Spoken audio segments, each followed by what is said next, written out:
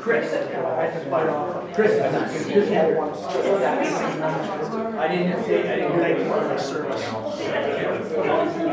5, 6. We have more.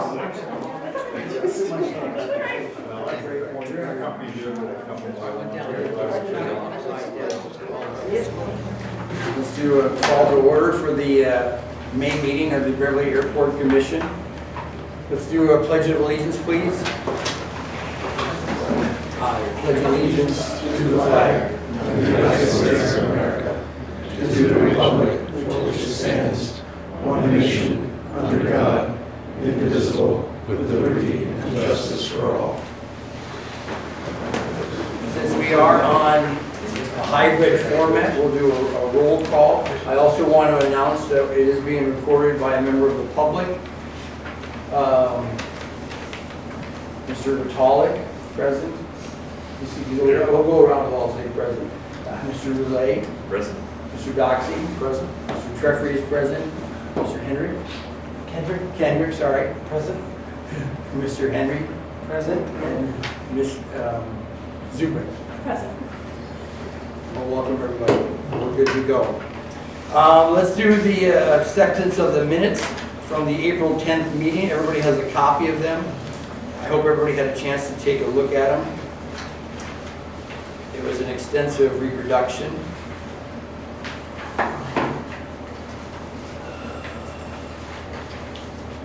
Do I have a motion to accept the minutes?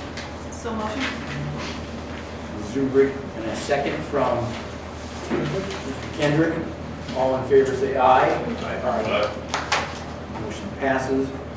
We're going to have the reading of the financial reports. Craig, if you can handle that for... I did not get anything from Steve on that. Oh, okay, let's see what we have in here. Our manager interim is on vacation in Vermont. It's all part of our packet. We take a look at the snapshot, the airport financial snapshot for Munis. Everybody had a chance to take a look at that. Everything seems to be within a comfortable zone. As far as, oh yes sir. Just a random one, and it's not relevant to what I'm seeing here, just a question. I just want to understand the chart, but this would be a question I don't know if we can bring back. On the revenue line, we'll talk about like available budget under, That's the That's the remaining total- that we want to take in for the fiscal year. that's expected revenue. For the next rest couple of- I months, got you. yes. Perfect, thank you. Okay. If I may. Yes. Mr. Chair, it may be helpful, if possible, to move the computer so those people online can see all of the commissioners instead of, I don't know if that's. Is it we haven't played around with it quite yet from that perspective. I'm not sure. over there next to the wall. We just put it Well, let's, Right there. on the corner here. can we attempt that at this late stage? You want to try it? Go ahead. I'll leave that to. I think that would also help if there's any communications trying to be sent through Okay. Google Meet. Yes, we're still working through our hybrid sessions, as you can imagine. We haven't got a bev cam here yet, but that's probably next. Anybody online, is that a better scenario? I see our city solicitor, Ms. Williams. Is that a better projection of the group? If I can, wonderful. We're making leaps and bounds here. Okay. Anyway, the financial reports. Any further questions on the expense only sheet, the larger spreadsheet?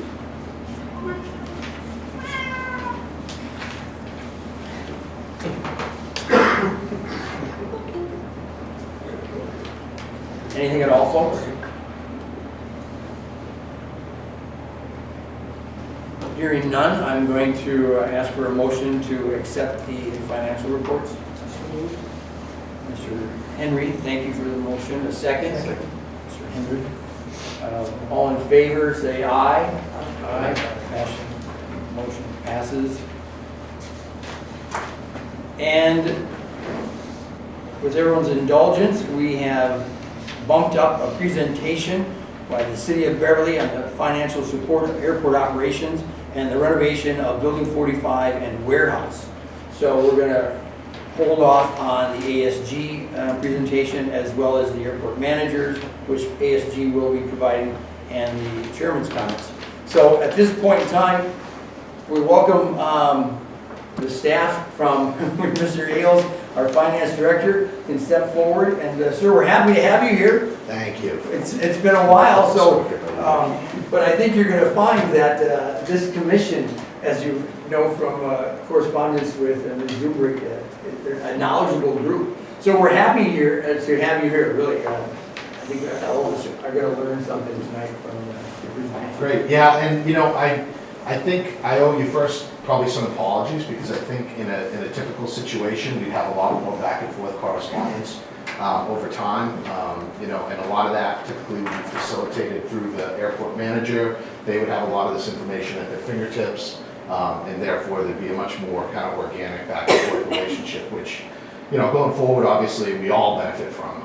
So, starting with that, I put together a couple slides. I don't know that, Are they not working? I don't know that the computer is hooked in. I'm definitely not savvy in this, so I don't know if you know anything. I'm not that savvy on it either. Okay. No. Sometimes, we had IT here, it's the format of the laptop. Some laptops don't It's, register. I will say, out of some embarrassment, I think the last time the city came and made a presentation was 2018, and it didn't work that night either. So, do you remember that night, sir? Yeah. We need our own IT specialist now, and you're doing a fabulous job. But, clearly, So, there really is, we have Beth, nothing? No, it's not registering to the HDMI cord. I restarted the computer. When we tried to use a different laptop prior, it was the format of the laptop, and we tried a brand new laptop and it worked. So it might just be the laptop itself. Wow. We had IT. well, It's just like any good finance director, right, I come prepared with a plan B. So here, why don't you, Yeah, we can take one past that. yeah, sure. Here, one for the meeting minutes. And I'll just walk you through these quickly, but what I was hoping to do was talk a little bit about how the financial relationship between the city and the airport works for those of you new members that maybe haven't had gone through a full budget year cycle yet, or are curious about certain line items in terms of capital projects and or the chargeback that you see on your budget every time you review it. So at first I wanted to just start based on some of the past appraisal reports, because we have been occupying, as you all know, the building over here, Building 45, as well as the warehouse buildings over on, is that LP Henderson, the FEMA Airport Road. Airport Road. And so we took a look real quick at the October 2015 appraisal. Now, I know that there's a newer appraisal that came out in September, I believe, this past September. So obviously, these numbers are not set in stone, they're subject to change. It's just a basis point to foster some discussion, some understanding of kind of the value back when we did a report in 2015, or I should say the airport did a report in 2015, what the value was assumed to be at that point. And we know those numbers have changed slightly, but overall, you can see from Building 45, which is rentable space of 4,389 square feet. Now that not only includes the detective space, but that number also includes the other area that was ultimately never utilized by our building inspections department. But for purposes of illustration here, I've included that square footage.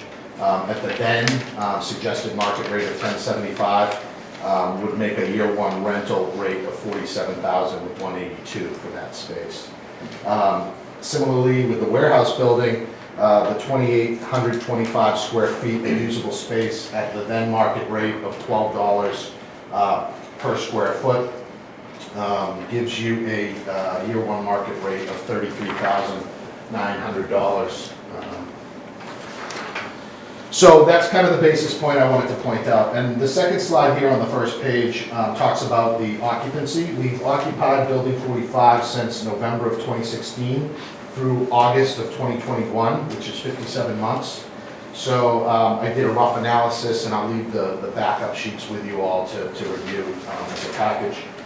But we escalated the rental rates at 3% just to get a sense of what a cost really, or the market value could be based on that 2015 report. And came up with a market value of the usage of $241,644. Also, the warehouse building, we did a similar exercise with escalations of 3%. And we've occupied that for 89 months year to date, so that includes May of this year. And that value market rate based on the older report was $277,129 for a fair market value for both buildings usage of $518,000 and some change. So moving on to the next sheet, and I wanted to pretty much just lay out kind of what the costs were, right? I'm an accountant, I live in numbers, so I'm putting these on the paper so you all can understand what the numbers are, and we can have further discussion about, you know, what they mean and what value they have and that kind of stuff later if needed. But I wanted to point out, since that same time frame, the investments that the taxpayers of Beverly have put in through the general fund into both the operations within the airport, but also the continued investment in the assets that remain the airport's assets. So I've listed a few of them here. First, the initial build out of the Building 45, as well as some of the warehouse work. You can see here that in raw materials alone, it was about $482,409 of general fund money. So this excludes any airport investments into those rehabilitation projects. This is just general fund taxpayer city of Beverly money. In addition to that, we've placed a value. We did do log the man hours that were put in there, and based on the actual rates of those employees, we've determined the value to be $188,000 in labor. So the total combined for that is, you can see, roughly over $600,000 for the rehabilitation process, which the city, you know, transferred funds into a project fund to help accomplish. And just clarify for me, that's for both buildings? I believe that's for both. I'm not 100% sure on that, so don't quote me on that. But I know that the fund accounts for a significant portion of these costs, which is the project fund. But then in addition to that, I'm aware of specific invoices, for instance, the paving out behind Building 45. Well, that was covered through our paving project fund. So outside of the rehabilitation fund, there's a separate fund that covers paving, but there was $40,000 of cost to pave that lot. Those are all included in here, and you can see in the next slide on this page, down below, it gives a more detailed breakout, and I'm going to hand these out in more detail as well over here. A more detailed breakout of the actual costs that were invoiced, okay? Yeah, you can see in the second slide here, it's a further detailed breakout of those costs I'm talking about. If you'll flip the page, moving on to some of the other costs, there's ongoing support that our Department of Public Services provides for the airport. They actually track those invoices separately, and what they'll do is they may engage a particular consultant, or they may have a particular project that needs some support up here on airport property, where they will code the invoices directly so they know exactly what type of project they're supporting. So that's the $40,000. And then in addition to that, there was a $5,000 consulting fee that the commissioner pointed out to me that they had to engage a consultant. This is all on the general fund side to square away some workplace safety issues with the Division of Labor Standards on behalf of the airport to make sure that the airport was doing everything it should, and it turns out it was. And so the end of that story is good, but it still cost $5,000. And then lastly, on the bottom of this page, and I had a very kind of brief but good discussion with Commissioner Zubrick about these. We also track this last number here for $662,000. There's costs that are absorbed within the general fund that are direct, meaning they're a specific invoice that could, for all of the purposes, be forwarded to Nikki to process out of the airport budget. But for one reason or another, it remains in the general fund and is paid out of the general fund. That's direct costs. And then indirect costs are done by a methodology of indirect cost chargebacks. And I'll get into that a little bit more as we kind of go through here. But the total value of those since FY16 is about $662,000. And if you flip the page, and I don't expect you to be able to read this, I have the handout here. I'm going to give them out to you. But these are the actual costs that were incurred on behalf, like I mentioned, either indirect or directly. And starting from the top, it's things like, and I'll just give you examples. The airport has 3, sometimes 3.5 plus employees that the city covers the healthcare costs for. The city covers life insurance costs for.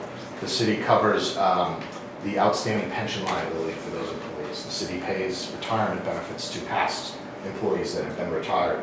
And those are all quantifiable and included here to give you a sense of the amount of support the general fund is kicking in just for the employees. Now, in addition to that, we've got about $1 million a year premium on building property liability insurance.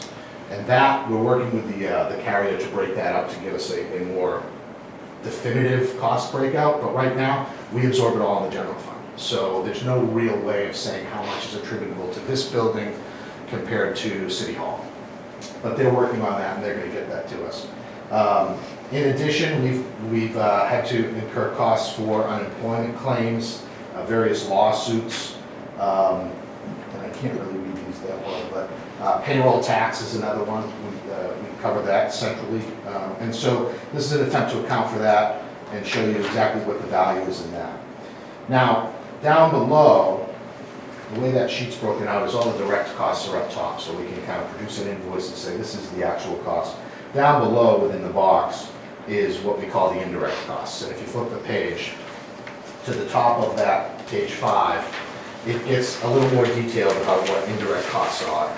And at the risk of telling you something you may already know, the way this works is that there are central service support functions that exist in City Hall and throughout city government that support operations of every entity that operates within the city's umbrella, the airport being one of them, the water and sewer department being one of them, golf and tennis being one of them, mayor's office, you can go on and on about it.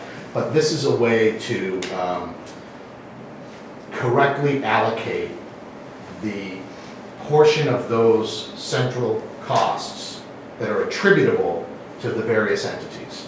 And we do that through a reasonable allocable base, which means you got to figure out what's driving the costs, and then you use that cost driver to then distribute back the cost based on the cost driver. And so this is, as you can see, it accounts for about $20,000 a year, and it's things like the mayor's office, my accounting department, our IT department. These are all services that the airport benefits from in some way. So I'll use IT for example, because it's a real concrete one.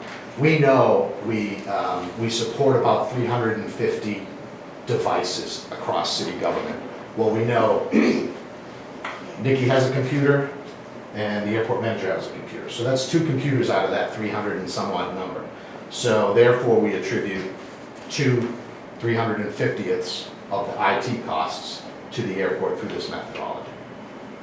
And we do that because it's not about the airport, it's about all of our enterprise funds. So we have 7 enterprise funds. The airport is just one of those. And what we try to do is properly account for the cost of those enterprise funds. So we go through this process when we build a budget every year in order to determine how much support the general fund has given to various enterprise funds. Now, all of the enterprise funds, with the exception of the airport, pay that bill back to the general fund. The airport is the only enterprise fund that we cap and say, we're not going to charge the full value back. And there's some history here, and it goes like this. It's back when I first got here, the operations and the revenue streams for the airport weren't really sufficient to cover the full operating costs. And the airport had a number of initiatives that it was looking to do. It was looking to staff up in the maintenance garage. It was looking to be able to invest in some capital improvements. And so the city, even prior to me getting here, said, we'll charge you $25,000 of the It's about 140, 160,000 per year, and the general fund will supplement the rest. And that's been effectively what it's been, that relationship ever since. Now, the numbers have changed, but as the chart will show, it's never been the full amount of the value that these costs really are. And the reason I point that out is because, not to have a debate about this, but more just to say that this is a relationship that has long existed where the city and the airport are coexisting, understanding what each other's needs are, and having that relationship where it benefits both entities in one way or another. And so I think it's important to have that context when we're talking about whatever it is, and obviously later on in the agenda, you guys, you all will be talking about the lease. I mean, it factors into that. So overall, you know, in the same time period that we were occupying those buildings and incurring a fair market value of under 600,000, just under 600,000, the city was absorbing costs of about 1.4 million during that same time. So, like I said, those are just factual numbers that I just wanted to share with you all. Now, I also had some correspondence back and forth with Commissioner Zubrick, and I assume on behalf of the commission, about certain line items within the budget. So I also wanted to provide some information on that for you all. I talked about the costs that the general fund put in to support the rehabilitation of Building 45 and the warehouse.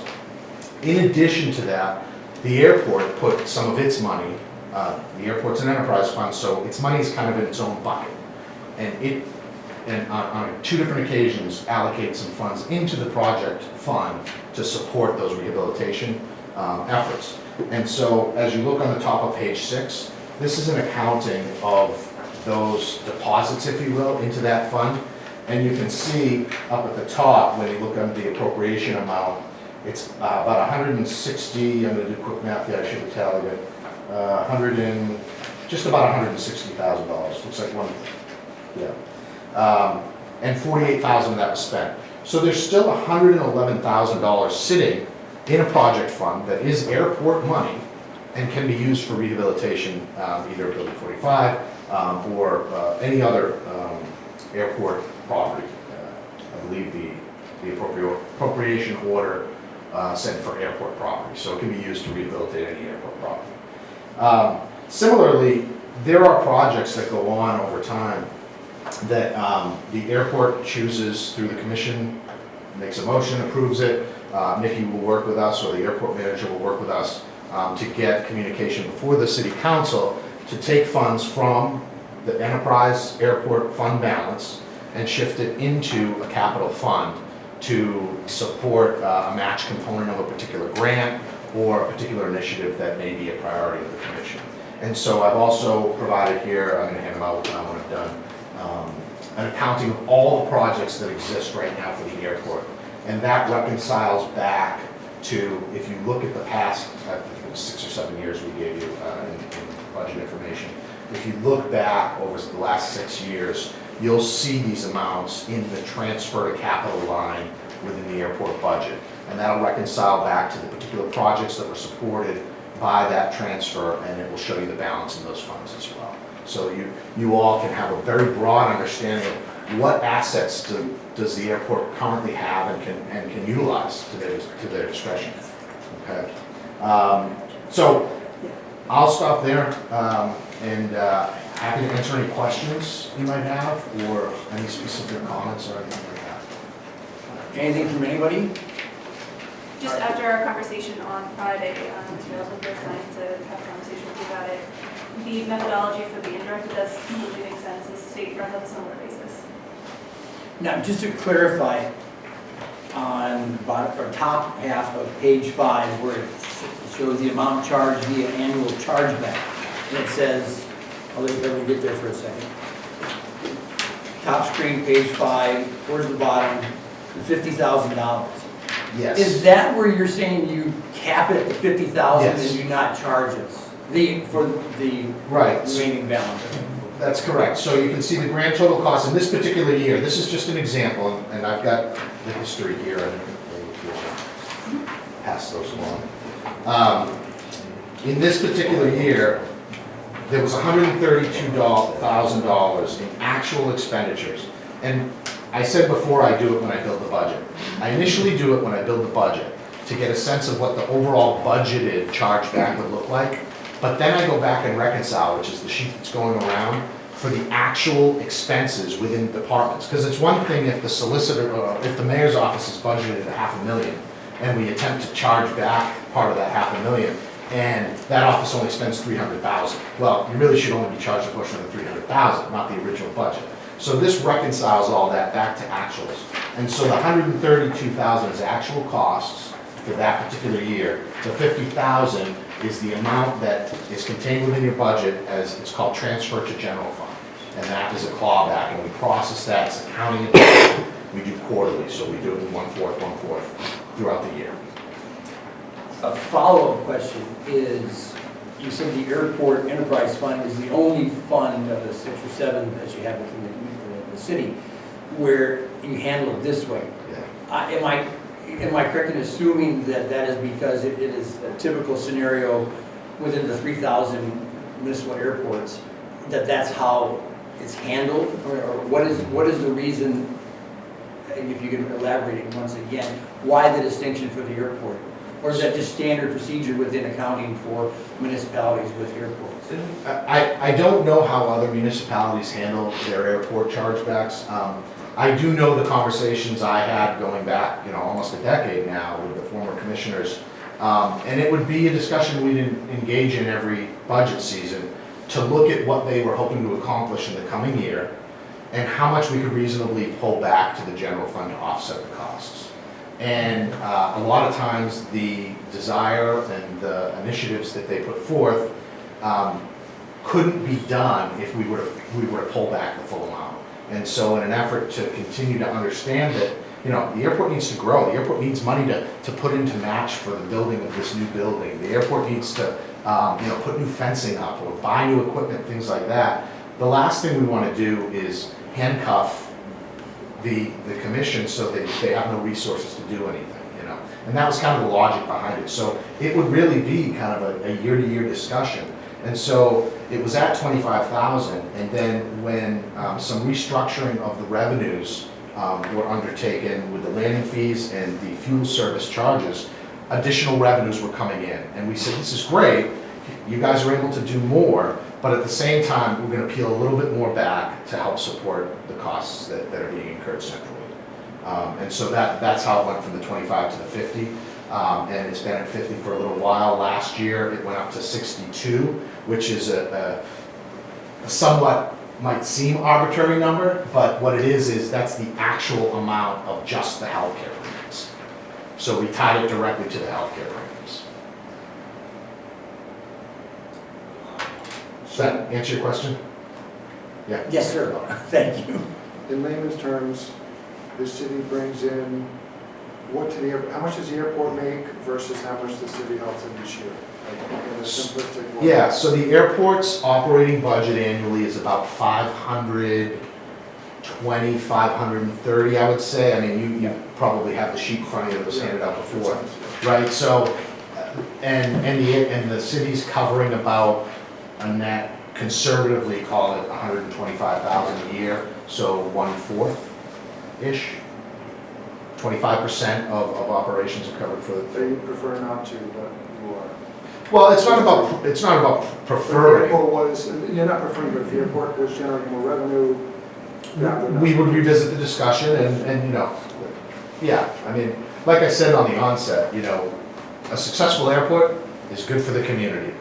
The community's in a position where historically it's been able to help out the airport and help with operations. So, it's been this relationship that I think, if I can be, candid about it, I think it's fallen off in the last few years, and that's why I'm here to try to kind of say, we're in this together, right? And we've got some tasks before us that we all need to take seriously and get under wraps, and hopefully we can have a good relationship in doing that and come to a consensus and agreement.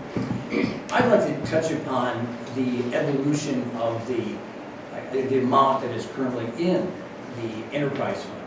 And I saw, from not that long ago, 10, 15 years ago, there was comments in one of the minutes that there was like $95,000 in the enterprise fund. Well, now, according to Mr. Perry, we had a wonderful conversation, the three of us had, he says it's about $500,000. What, I guess from a profit loss scenario, we're interested, and I've never, in my 7.5 years, I've never heard, how much annually, depends upon the strength of the economy or the flying, how much was added to the enterprise fund to get it to where it is today.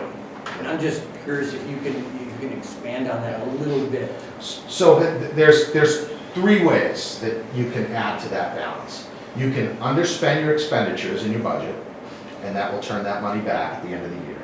You can take in excess revenue or positive variance of revenue. That will go into the balance. Or you can have a kind of one-time event. And in the airport's case, there was a land sale, which I think sold for about $500,000 that was deposited into that fund and pushed up that balance. But typically, you cannot operate, and part of my role as the city's treasurer when I negotiate the tax rate at the end of the year, I can't allow the airport to operate in a negative balance. So when the mayor submits his budget, which includes the enterprise funds, we may, depending upon the situation, need to adjust certain things to make sure that it will meet muster with Division of Local Services and the city will be able to set their tax rate.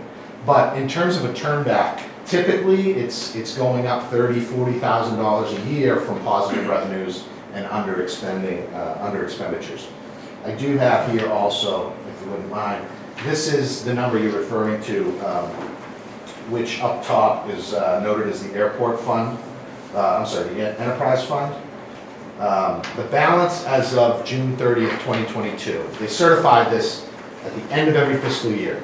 They let us close our balance sheet, close our books, and then they say, all right, here's what you got in the bank, but here's some obligations you have. And so they net it all out and say, here's the kind of unencumbered balance that the airport has in its enterprise fund. And you can see here, as of June 30th, 2022, it was $457,000. So those funds are available to the commission with the support of the mayor, with the approval of the city council, can go and can be used for whatever the commission may desire it to be used for. Now, I also think it's important when you're looking at this balance and looking at these project funds to look at your CIP, right? Is that what you guys call it, the capital plan? Yes. But yeah, so the future holds some projects that you're going to need to come up with a match for. So this is kind of like your piggy bank that you'll dip into when you need to do a big project, whether it's the repaving of the runway or some other issue. And it's important that you maintain a healthy balance here to be able to do those when the opportunities arise. Just understand, the 450 is the balance side, the 620 down is the, you have these set up on the other side of that account. You got it. They're project funds, right? So they're their own bucket. And I can't, no one here can use those for anything other than what they were originally appropriated for. And So is that what city council, sorry. Yeah. So, for instance, we decide we want to spend $200,000 on a snow machine. We recommend that goes through the mayor's office to council. Council approves that. You create a new object code for snowplow purchase, and in theory, we're going to move 200 of the 450 into that account, and now we're free to spend. Yes. Now, down below, it's a little more nuanced than that because it's rare that the airport will undertake a capital project or one of these initiatives on. No, I just understand general. So in those cases, what we do is, let's say it's a $100,000 grant and the airport needs to come up with $5,000 for a match, and these are rough numbers, but we will set up a project fund for $105,000, even though we don't have the money yet. But we've got a grant obligation, so it's accounting allows me to be able to create that fund and allow you to spend that 100 even though we haven't taken money yet. And then we put the 5 in there as well, so you have 105,000. And then we work with either the airport manager, Nikki, we have a grant manager at City Hall that also helps us make sure we're drawing the funds back to replenish those funds, because if it remains in the negative, The city actually gets penalized when we certify the free cash at the end of the year, so we gotta make sure we clean those up. So right now, fencing on your object code side, we're negative 65,000. Yeah. Is that in theory, but that's kind of covered because if you total all of these here, we're not over the 450. So is that 457? No, they're individualized, so we would get penalized for any negatives, but you don't offset them with the positives. So we have 457 free cash. I'm sorry, Plus I whatever misunderstood these the are coming question. in. You have 457 in Total sitting bank. there in a piggy bank, Yeah. yep. And then in addition to that, you have all these balances. Ah, okay, I thought these were kind of. No, they're not. They're Existing completely project separate. codes within the 450. Completely separate. And that negative that you pointed out, you know, that, I didn't have time to look into it, into the level of detail that it needs to, but it could be that we haven't gotten a grant in yet. It could be that we miscoded an invoice or something like that, you know? Okay, that's helpful, thank you, sorry. Yeah. And I know that being part of the executive side of the House versus legislative, and Mr. Perry works for the city council, when he met with us, he communicated that from his perspective only, I will say, that the enterprise fund, his strictly recommendations, I don't know how the relationship within the city hall works with his suggestions, but, and I'd like the two of you who were there that day, just kind of back me, at least from your perspective, his perspective on the enterprise fund was that it is a safety net for the city to ensure that we would never want to get this down to zero and then go into where some kind of bill or incident has to be paid for out of the general fund. And his recommendation was that it would never go below, let's say, 300,000. And just, so it's not, from that perspective, it's not as if we really have 457 to spend on various projects, but let's say 150, just to maintain a safety buffer of which he was talking about. And I don't know if you can elaborate on that for our... So that's a general statement, and I wouldn't disagree with it generally. Right. You want to keep a balance, but if there were a desire for the commission to spend that down to say 100,000, I would come out, we would look at your future capital needs, what the cash flow looks like for that. We would look at your budgets and say, how conservatively are we budgeting? And we would build a multi-year cash flow plan to try to get you where you want it to be in order to meet what you're trying to do. But we can't just say you can draw it down to 100,000 without kind of doing all our homework and getting things lined up. Didn't he say that he personally would go through you and eventually go through him and then city council and vote on it, but he himself would say, maybe I'd give you 100,000, but that's it. I wouldn't give more, is what kind of he said in his role. If I can elaborate on that, in his conversations about, and the city council asked him to come talk to us about building 45, his conversation with us was, there's the 111,000 still available in a construction fund, and if he was asked what would be a permissible amount or a safe amount to pull out of the enterprise fund of the 457 to put in addition to the 111, he suggested, you know, it would be safe for like $100,000, giving a total of possibly $210,000 for renovation, if that's even enough for 45. But that's just what his general comments were. Clearly not speaking for the city council or yourself or the mayor, so.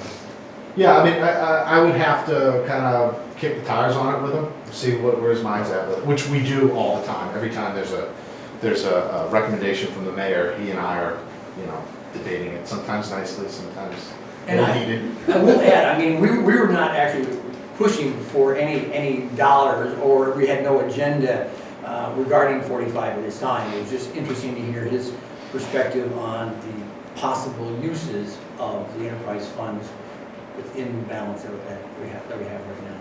So. I mean, ideally, right, the bread and butter of the airport are the planes taking off the land, right? That's what you are all here to deliver on. You know, and those are the most important assets in my perspective, and I'm just in one voice. But I do know you have some major capital needs out there on the runways and stuff that are a real need. So we'd like to see that, get a sense of what that commitment's gonna look like from this fund balance, and then kind of take it from there. Well, in our conversations prior to last September's CIP, annual CIP meeting with Mass DOT and the FAA regarding the 5-year lookout, you've all seen the CRP as it exists right now. Like most of the projects, other than the actual reconstruction of the entire runway, the 5,000 footer, everything was manageable as our coverage. Yeah, it's all manageable within the context of even, the balances that are shown here. But clearly, the proposed projected reconstruction costs of that runway is $14 million.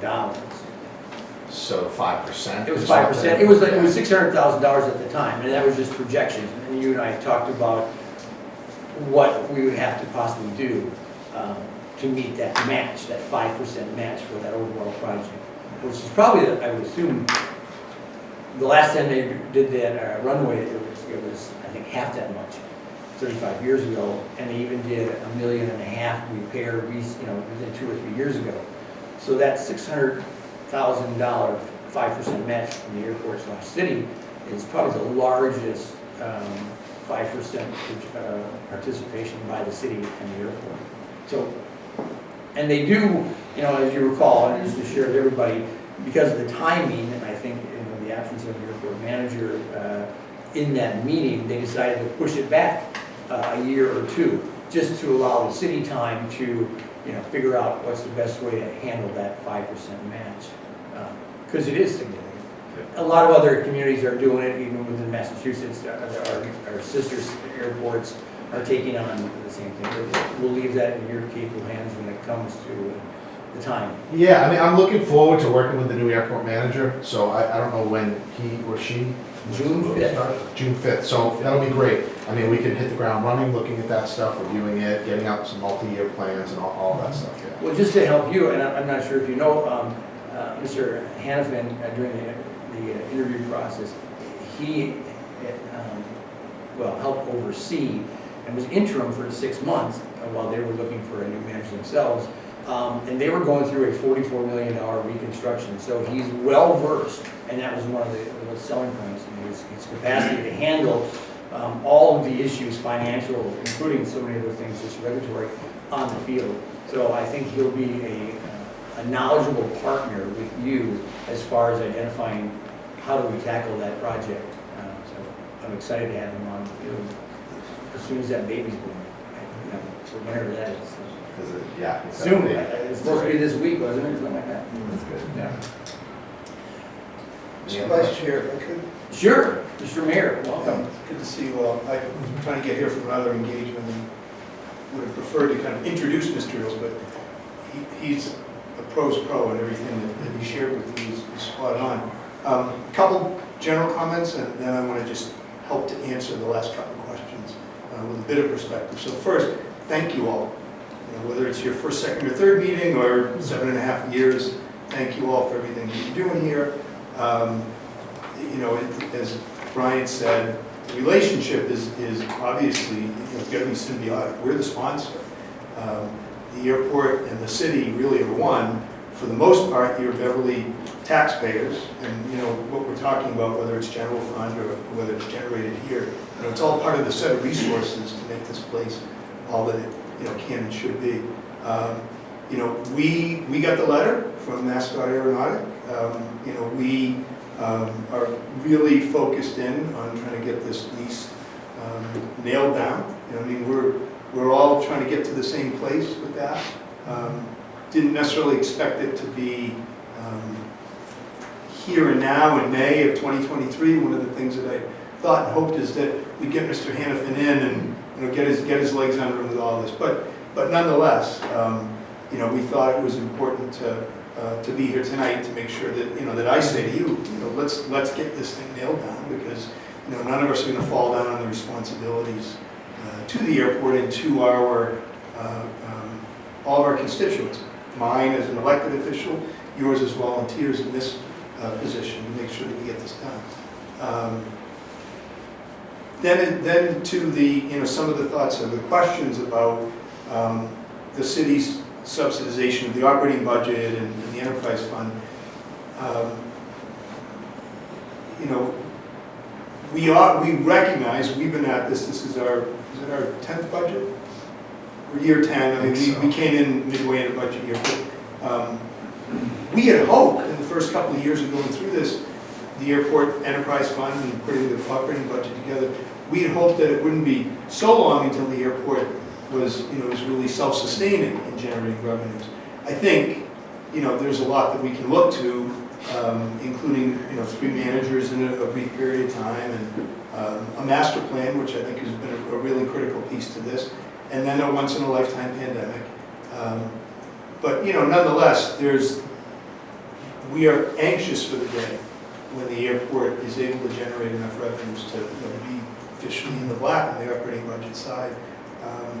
And we anticipate, again, with the direction and leadership of Mr. Hannafin and you folks working together, we anticipate that you're going to be able to kind of chart a course and things such as an RFP, which we talked about in significant part before the master plan got kicked in and before a lot of things took place since then. So, we're excited for all of it, to see it all move forward, and get us all collectively to a place where the city can officially stop subsidizing the budget, because the budget is strong and the operations are supporting it. But as Mr. Ailes said, that has to be done responsibly too. We can't just pull away and not have this operation be successful. So it's an exciting time, I think, really. So lots of opportunity right in front of us, and I thank you again for that. Being a volunteer is never easy. And I really do appreciate it. If you allow me, sir, and it's really the elephant in the room. You mentioned the letter that FAA Mass DOT sent 10 days ago, and our concern is the language that FAA used in citing that some of our funding may be in jeopardy or on hold. And obviously, both the airport and the city are working to address whatever non-compliance issues that they identified in there.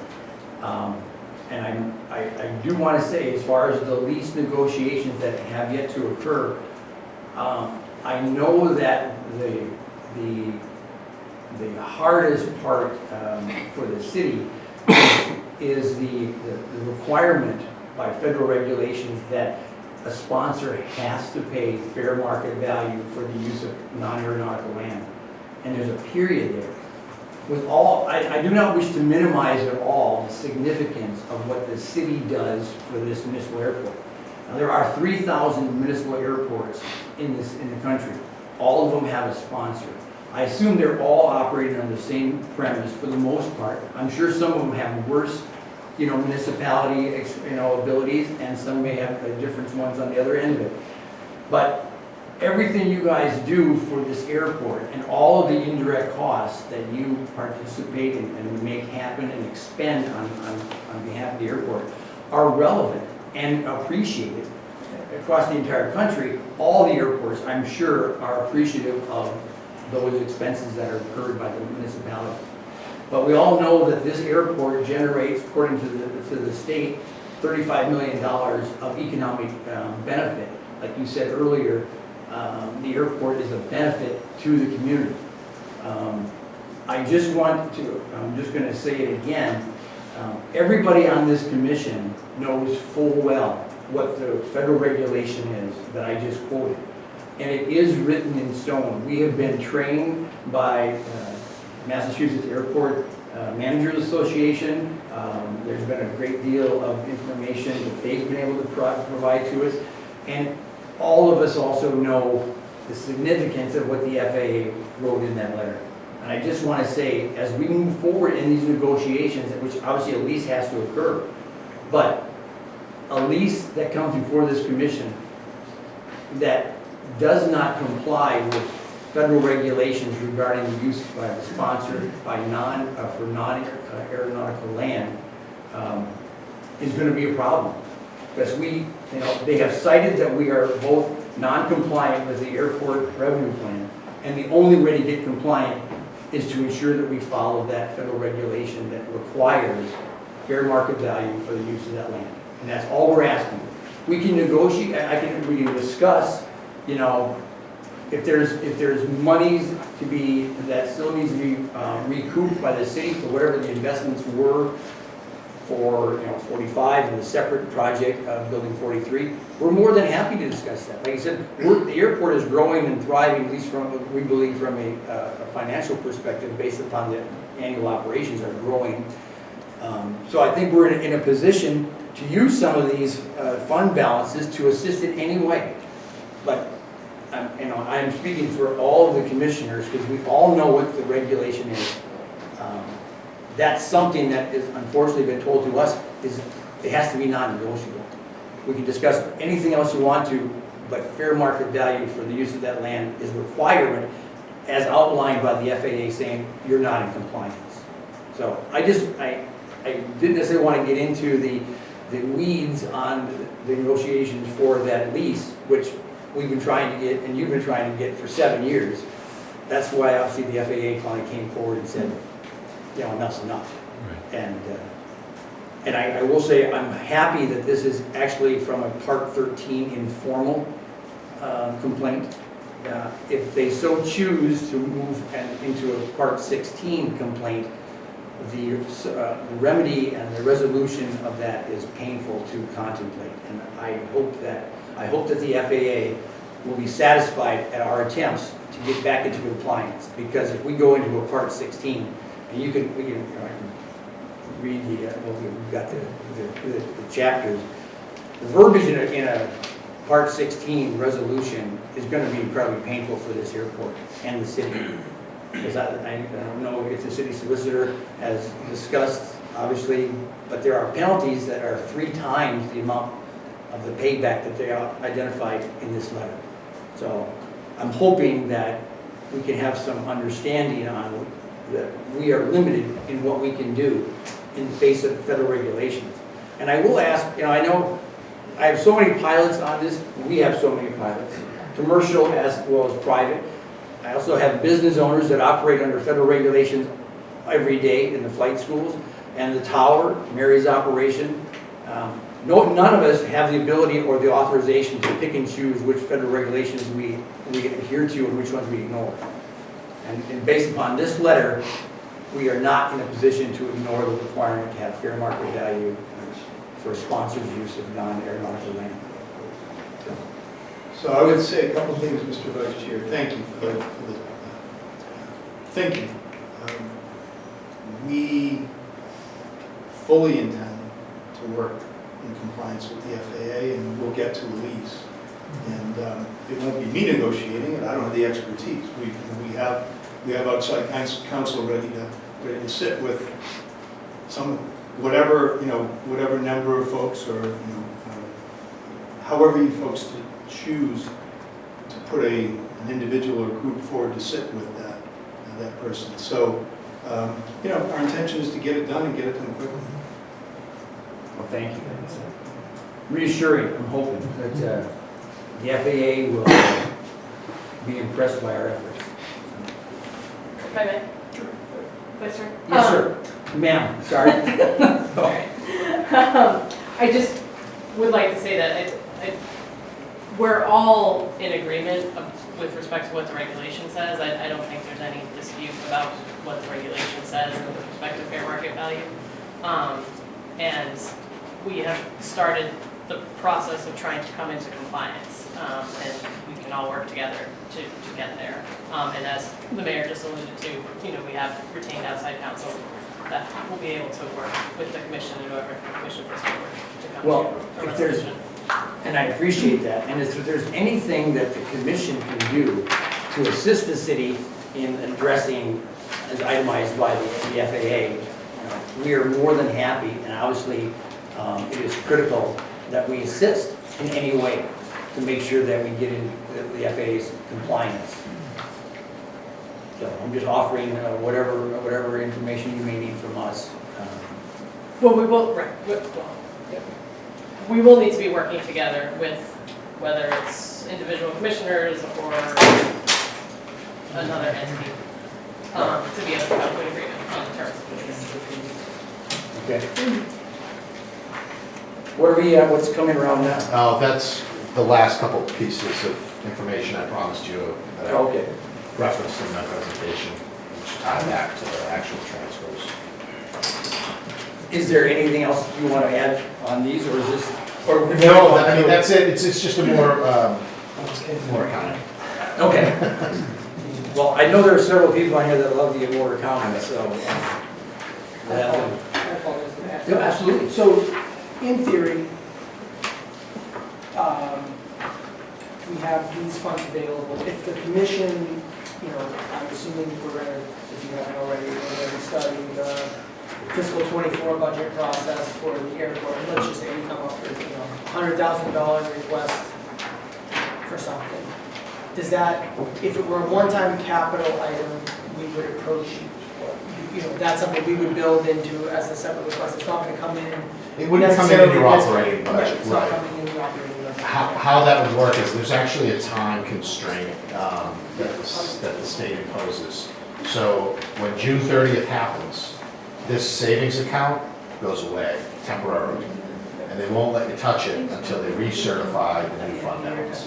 Yeah, and that usually occurs in like November. So there's like a 4 to 5 month blackout period where those funds aren't accessible. So what that means is we just gotta be a little more forward. Yeah, no, but just trying to understand Request it procedurally. before the end of June, or we gotta wait until I November. mean, in theory, if the commission were to identify a capital project, we would just have to be Yeah, ahead of the game. Yeah, So, absolutely. how that- absolutely. Yep. One last question to you, Mr. Ailes. In the past, I've seen, and I know that the past chairs, maybe not recently, but more so in the past, with Bill Mahoney, where there was a need, and Craig Schuster was involved through ASG identifying projects with our 5% match that were coming up. And there would normally be an email from the chair through you with, but to the city council saying, in order to address project A, B, and C, we'd like to move $75,000 out of the revenue, or the enterprise fund into a budget fund. I haven't seen a need for that. We haven't had anything, I believe, that required it. But from your perspective, are we still fine in all those? I mean, I keep waiting for someone to say we need to have a letter like that go to the city council, and I have yet to hear that, which is probably a good thing, because maybe these balances allow you So, to. yeah, Chairman Mahoney was good about keeping us, not that this doesn't exist now, but good about keeping us kind of advance notice about things that were coming down the pipeline, because there are constraints that are imposed on us, and ultimately, any appropriations, even though the mayor may not be presenting the initial communication, need mayor's approval because the veto component to how our government works. And so we would go in support of any initiatives that came from the commission, having worked them out with the commission in advance. And usually that was just a formal mechanism that we would forward along to the council and say, hey, take a look at Chairman Mahoney's letter and we're in full support of it, kind of thing. Well, do you prefer that kind of correspondence, or are you satisfied for the status quo as it exists right now? Either way, I mean, obviously, we would want it an official act of the commission, right? So it would need to come as a commission initiative, not a particular commissioner. But if there's consensus and it's, an action taken at a meeting to, ask for whatever amount of money you put for an appropriation, yeah, we can take it as a memo. If you want to give me advance notice, just pick up the phone or shoot me an email and we can grab coffee or whatever's easiest, really. I mean, we're here to help, so. In case in point, I know that we put in a grant in for the aeronautical study for the said construction. I mean, it's a year and a half, 2 years out. It's like a $350,000 project total. You don't happen to have the actual contribution in front of you, do you? 16,400. 16,000, which But it probably won't be spent though until next fiscal year. Right. So when we get a commitment letter from either the feds or Mass DOT, that's when we would need to go to the council, because they actually have to take two actions. They have to appropriate the match, but they also have to, under Chapter 53E, have to accept any grants that come before them through the city. So we would put them both forward as one action item. It would require a public hearing, the appropriation component of it. So it would take 2 city council meetings to get that money into that bucket. Now, and I don't want to belabor this point, but it's someday some of you may be having these same conversations down the road. I mean, I don't believe we've had that Bill Mahoney type of letter in a long time. So, are those like the $16,000 able just to come out of a fund as it exists right now without having without us asking the city council to move that funds? No. Any of the funds you see here, they require council action to move any of those funds. And they would also require kind of a light forensic accounting to make sure that we're not moving federal money out for another purpose. You know, we would go back and recalculate all the invoices, make sure everything was coded right. So it would be a little bit of a process to get money out of us. Mr. Chairman, I think generally though, if you have an airport manager, they work on a budget and that would be part of it, like capital expenditure type thing, where this project, so that way you're not reacting like, oh, now we gotta ask and wait and ask, where if it's in there, at least it's a start, at least it's a placeholder. But So- since you haven't had the airport manager, it's been tough to do that, because you create. So in the absence in the last 16 months, I mean, you've been, as these bills came forward, I assume, handling them internally with the city council? I'm looking at the expert. Those contract review forms I've been sending to you to sign, and it goes down the line for Brian, the solicitor, the mayor, to go over. Those are not only new or existing addendums to continue, but we've rolled over a couple previous fiscal years that haven't been done. Like our cold storage, we kind of kept rolling it to keep the funds there, because we had to, move the monies to last fiscal year to this fiscal year to keep it there. But it's not happening this year, so again, we'll do a contract review form, go down, make sure the funds are available. So it's kind of been a trickling thing. If we haven't really had anything new solid come in without a manager, Right. it's been existing, continuing rollovers for the last couple of years. So nothing new huge has come in, where it would have to come in front of everyone. And the Fed funds can be commingled? I'm sorry? The Fed funds can be commingled with others? Well, they're not co-mingled. They're co-accounted for in a fund. So there would be like $100,000 revenues from the feds. There would be $5,000 revenue from the airport enterprise fund, and the 105 would sit in that fund. And then if there were a balance at the end, we would prorate the balance back accordingly. You just have to track sources of Sources and uses, we would have to track them, yeah, exactly. Well, I think we've exhausted our full knowledge of the financial side. I could go on for hours.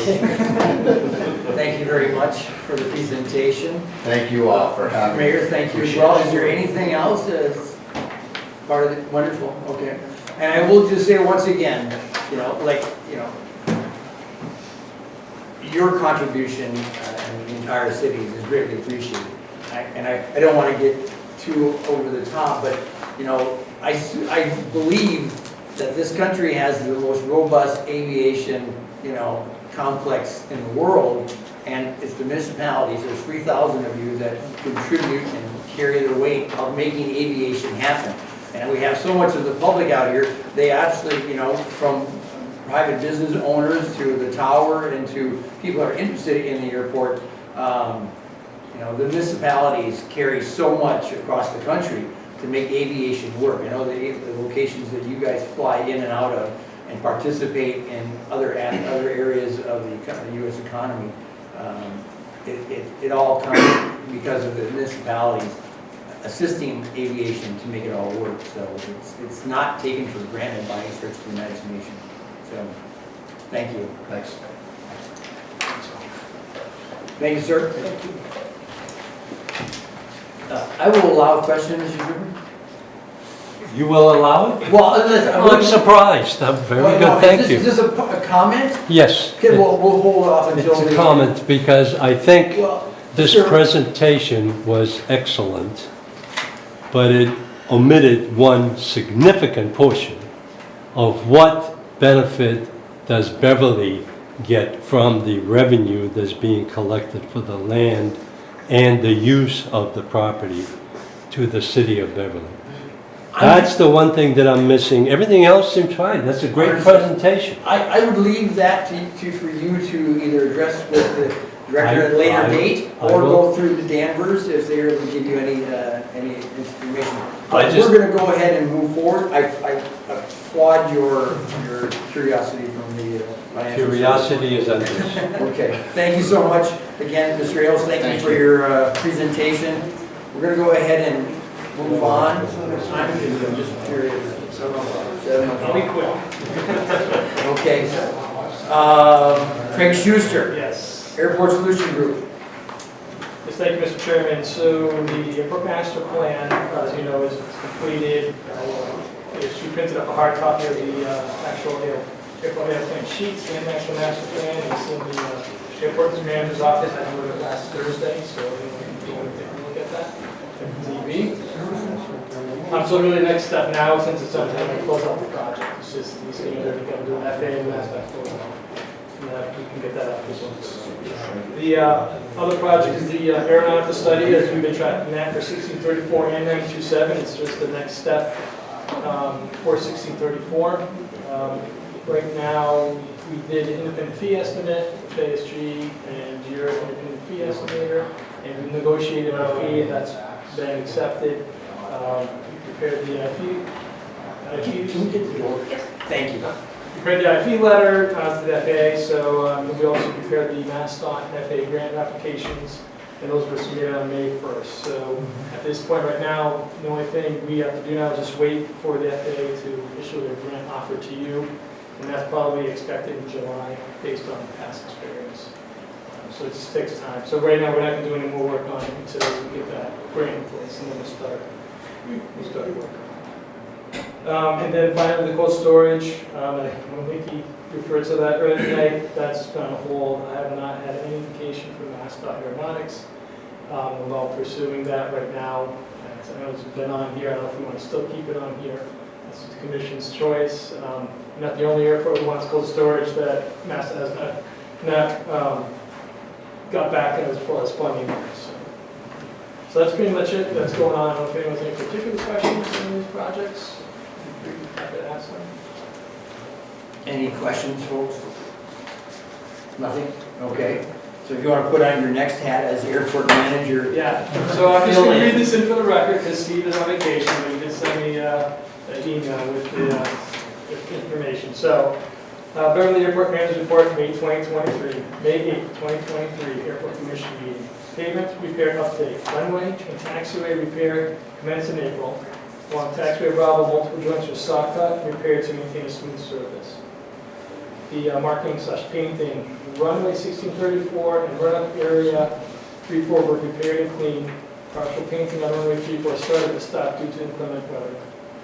Note, ATC, FBOs, and flight schools have been extremely cooperative and understanding during the pavement marking projects. Can I interject? Yeah, go ahead. Since I have a flight school and Mary is here from the tower, how much of an inconvenience over those 3-4 days? I'm just curious from the flight school's perspective, and then even the tower. Yeah, it really wasn't an inconvenience. There was just, a lot of communication between Okay. Yeah. up in the tower when they knew when something was going on or if they were changing what they were working on, they'd give us a call. So it was pretty good. yeah. And from the tower's perspective, Mary, I mean, we had favorable weather.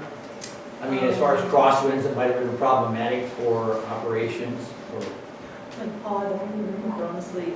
Well, that's a good sign then. She didn't lose any sleep over it. So. Yeah, no, I think it was like I said, it was communicated and Steve was all part of that. And the workers started really early in the morning and they got that first day, they went all the way, I'll say to like 7 p.m. possibly. And then the next day was when we started painting and things kind of went down. Come back again at the end of this month. Wonderful. I'm hoping the next final phase of that goes as smoothly. Back to you. GZA on site installed 3 additional well sites to continue characterization, testing, and reporting from the taxiway PFAS release area. FAA grant application for an aerial study completing the sign and submitted to the FAA and NASA Aeronautics. And finally, airfield grass mowing has commenced mowing when weather permits, both days. Harris. And opioid coordinator with ATC. So there is our gentleman named Dave Paris working for us now. Oh, okay. I thought it was That's Dave you. Lewis. That's right. On Yes, part-time. Dave Lewis. So, and that's it. I'm just gonna follow up on the GZA drilling. Everyone in the commission understands we've had a PFAS claim citing, and it has been a problematic process for 3 years or so, I believe.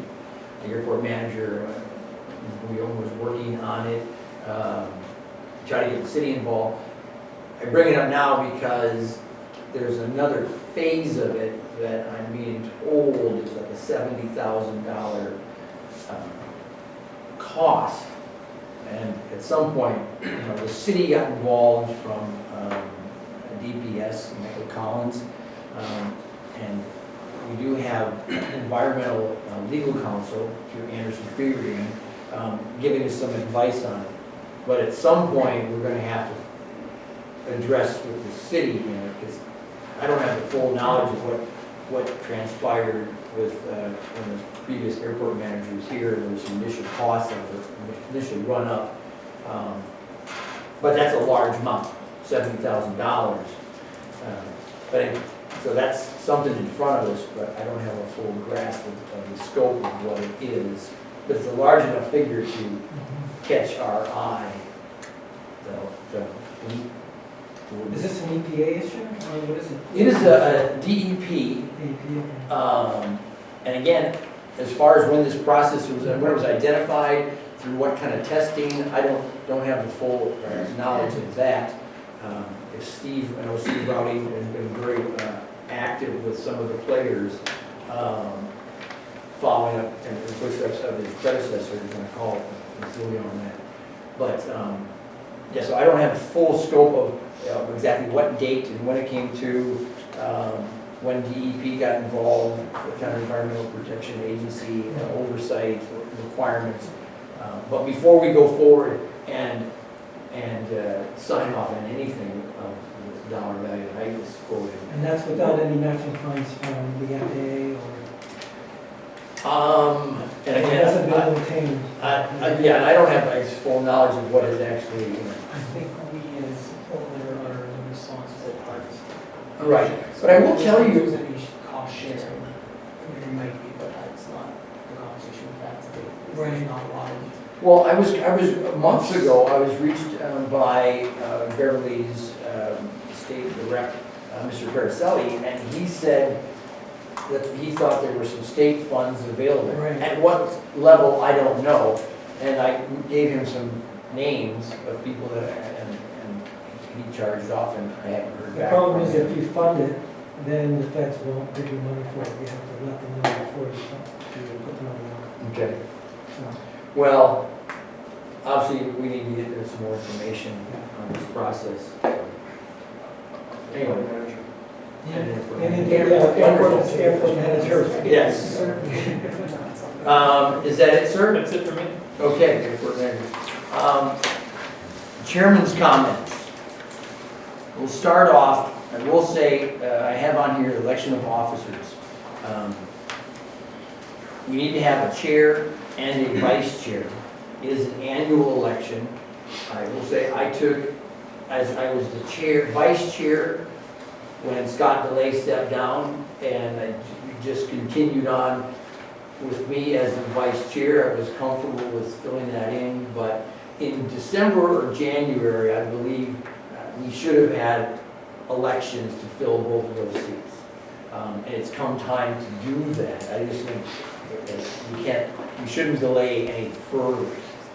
So the two chairs have to be filled.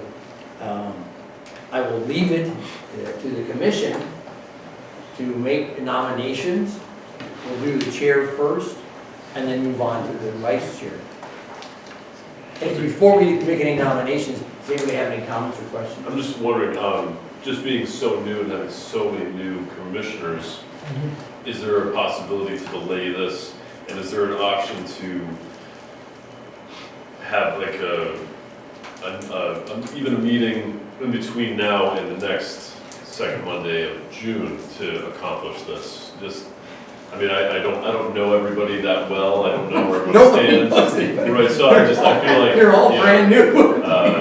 Voting I for was gonna chair. nominate. And we're all happy to have it. Believe me, that's very And I will say, I'm just gonna say, and I know that I said this in front of the mayor, and I'm not politicking right now, but the knowledge that, I'll say the 6 of you that are sitting here, and if Peter Gentili was sitting next to me, he's on vacation, he would say the same thing.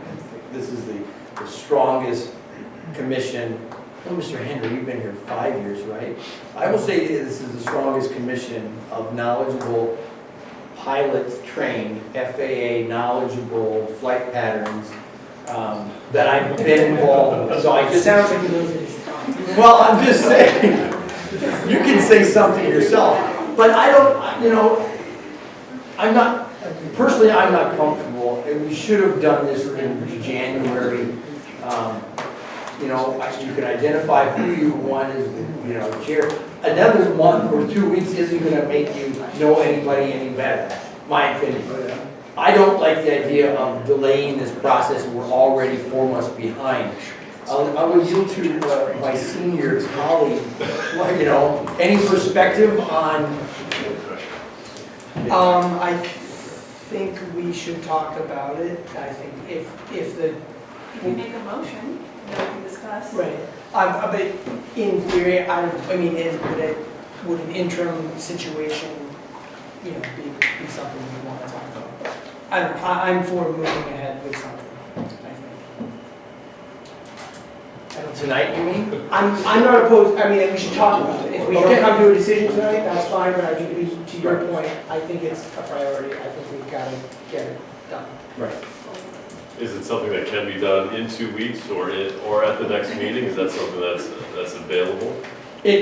Well, we can do anything. There's no legal, I mean, it's a parliamentary practice, in my opinion. It's parliamentary practice. Well, and again, it is a requirement to do it on an annual basis. And we are now at the, let's say, 17-month mark. And so we're out of that window, which I'm uncomfortable with as far as, we could wait another month if everybody would be more comfortable, but I don't know if I would support delaying another month when we're out of compliance. Especially that word has been used so much tonight. And I don't necessarily want to, but you guys can voice your opinions, please. Well, I'll make a motion to delay for another month with some discussion in the interim. I'll second that one. Okay. All in, What discussion? do you want any discussion? To the motion to delay another 30 days. What's the For plan? election. What's the plan? So, yeah, what's the plan in the interim? Go to a bar and have drinks. Yeah. If only that were. Well, we can find out who would have interest. We can discuss amongst ourselves at least to a certain extent. I don't know if we have to have another public meeting for that or not. If we do, that's fine, and if not, Don't think we should have an offline conversation about who the chair should be. I think that has to happen fine. here. Yes, Right. I agree wholeheartedly. I guess I'm probably speaking past the motion, but since there's a deliberation on the floor,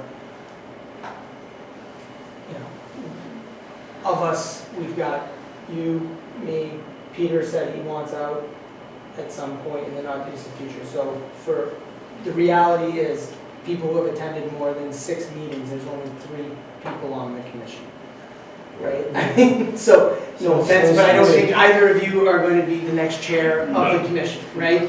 So, we've got to have it. My concern is that 2 out of those 3 have voiced the opinion of resignation in the immediate future. And then, So where does that leave us? right, so that like, I mean, If I We may, know in a month that we don't know tonight. Well, somebody may have rescinded it.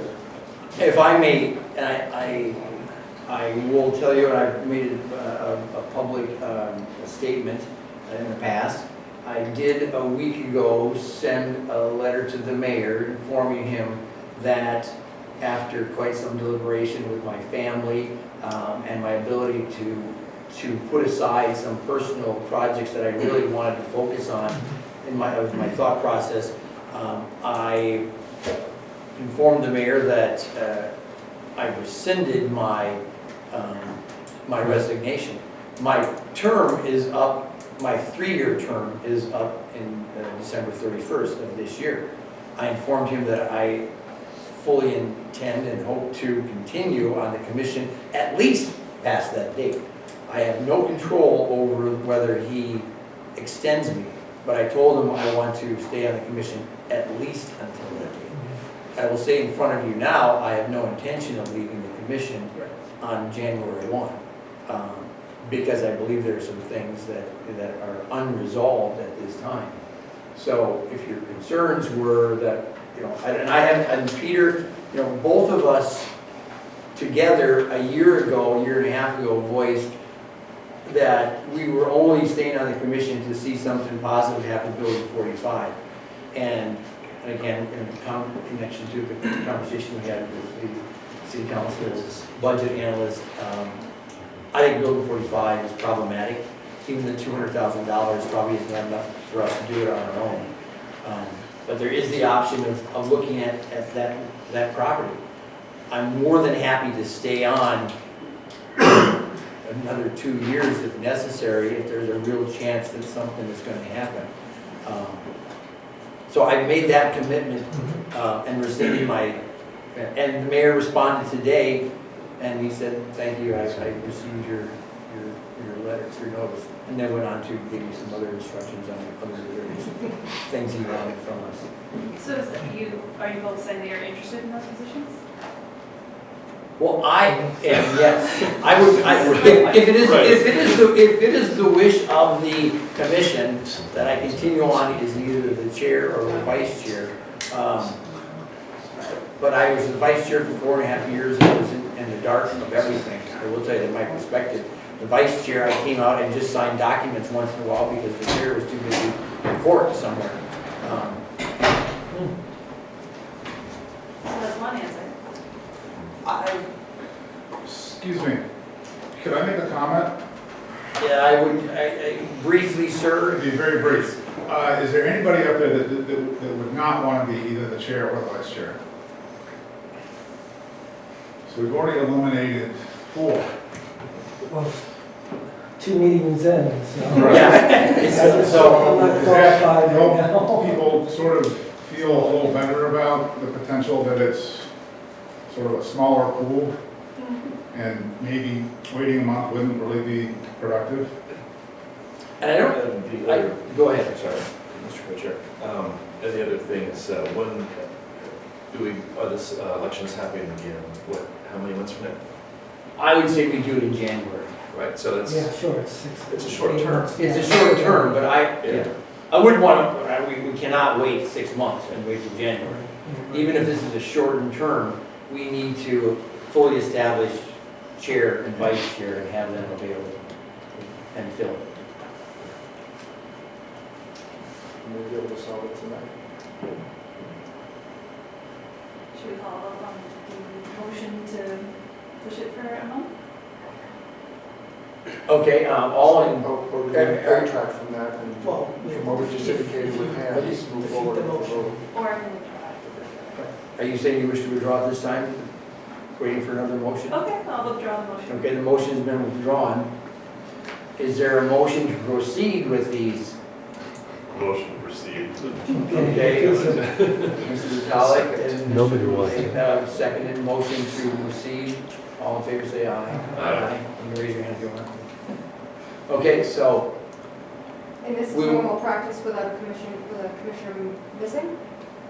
well, we have a quorum. Yeah, I Somebody, understand that, but he me stand interest. you know, any given month, somebody's gonna be missing. I don't think we can. Is it domestic breaking protocol to? No, I'm just No. curious because we're missing No. a long-standing commissioner.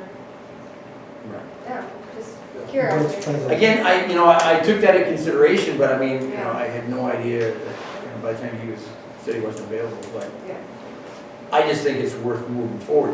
Whatever the decision of the commission is a valid decision. Whether we have all 8 or there's. Yeah, I mean, if everyone feels that he is on board with, you know, with us making the decision without him too, I mean, it's my second meeting, so, you know, I'm yeah. I would, wanna if tread lightly. it was me, I would not have a problem just knowing that somebody's gonna be missing. Move the question. on- God's sakes. Probably be something. Yes, so I would not, again, not Yeah. be worried. So, we've passed the motion, we're going to have the election this evening, am I right? Is that all right? Yes. Okay. Do we have a nomination for the chair? I nominate Paul Tripoli.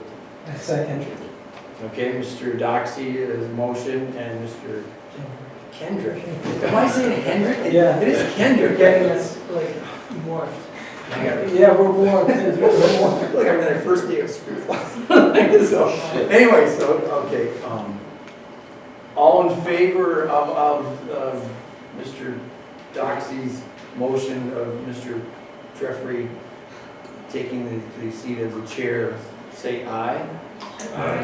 Commissioner Treffry, if I may, for elections of officers, it needs to be a roll call vote. Roll call vote, thank you so much, I appreciate that. We'll do a roll call vote for Mr. Treffry as the chair. Am I allowed to vote on my own self? Yes. Okay, thank you. Commissioner Vitale? Aye.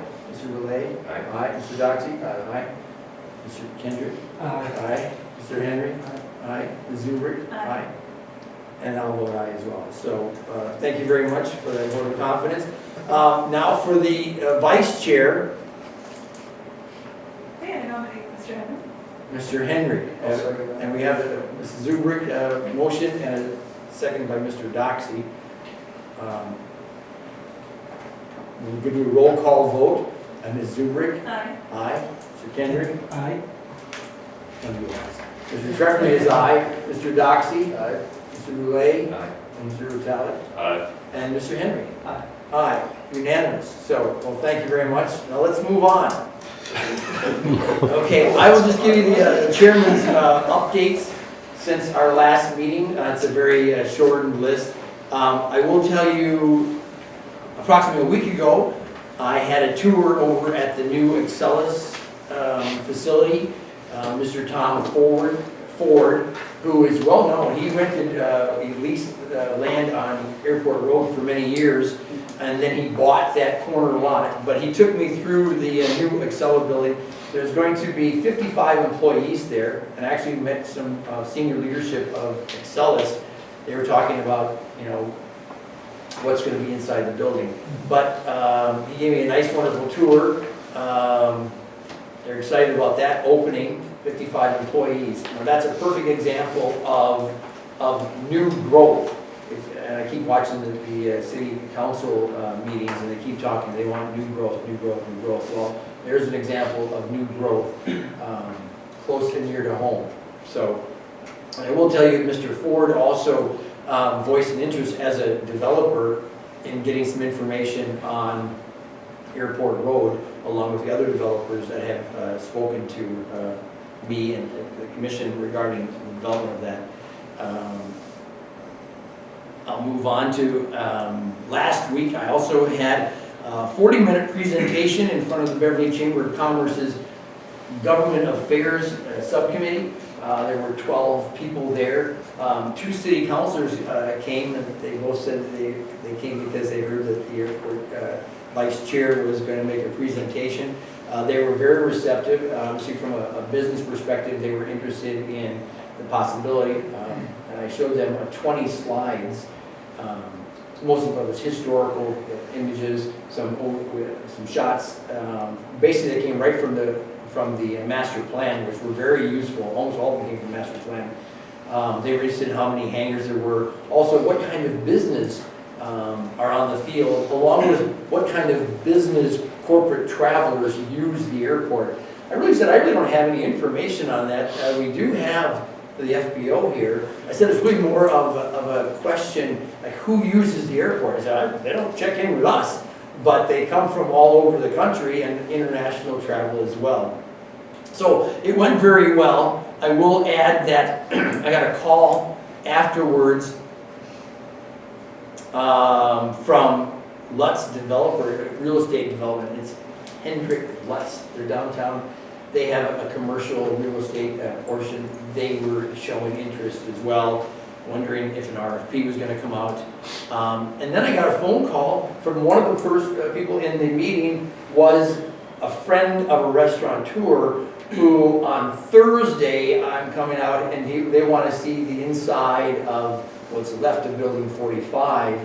I tried to explain to him, you know, it's going to take 200 grand probably to get that restaurant, you know, whatever. So I don't know what that, I'm more than happy to show people the possibility of what 45 could be. Are these meetings that we can also be a part of, like walking the Accelis building and well, that be was part of this presentation that you sure. put on? You know what, and he invited me to come back. Anybody that wants to go over there, they would be more than happy to show you it. It's what's interesting. It's got an office suite and a cafeteria on the front part of it, and the back end is just 2.5 acres of open, you know, storage space that's going to be filled with, you know, high components.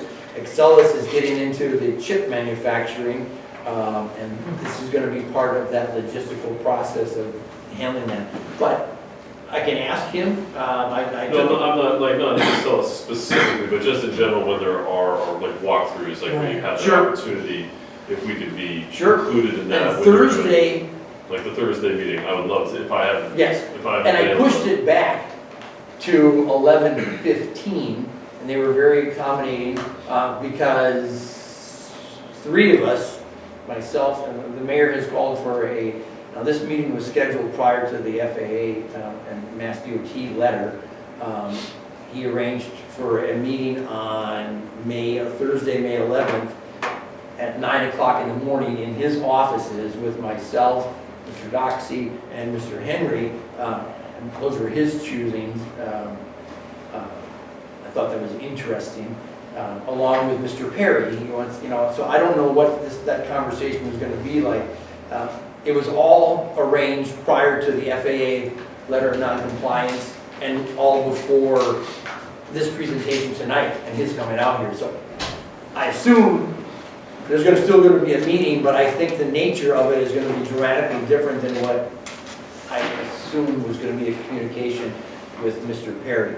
But so Thursday at 11:15, if you're available, and if I'm free at that time, I don't think the mayor's going to keep us for 2 hours and 15 minutes, but you can come here and we'll meet in front of building 45 and take a walk through. 11:15. Right. Yeah.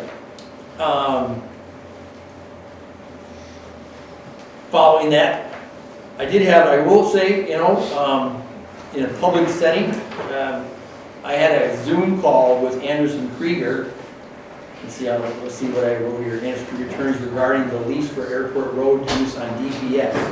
I will tell you that just like the previous airport manager, who immediately upon her arrival here, realizing what she was facing in the previous, her predecessor, you know, unable to get, you know, and he demanded across the board, up and down the department heads at City Hall, the need for fair market value for the use of that land back there. It has been an ongoing thing for 20 years.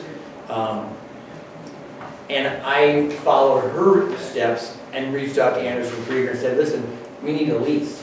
The FAA says we need a lease.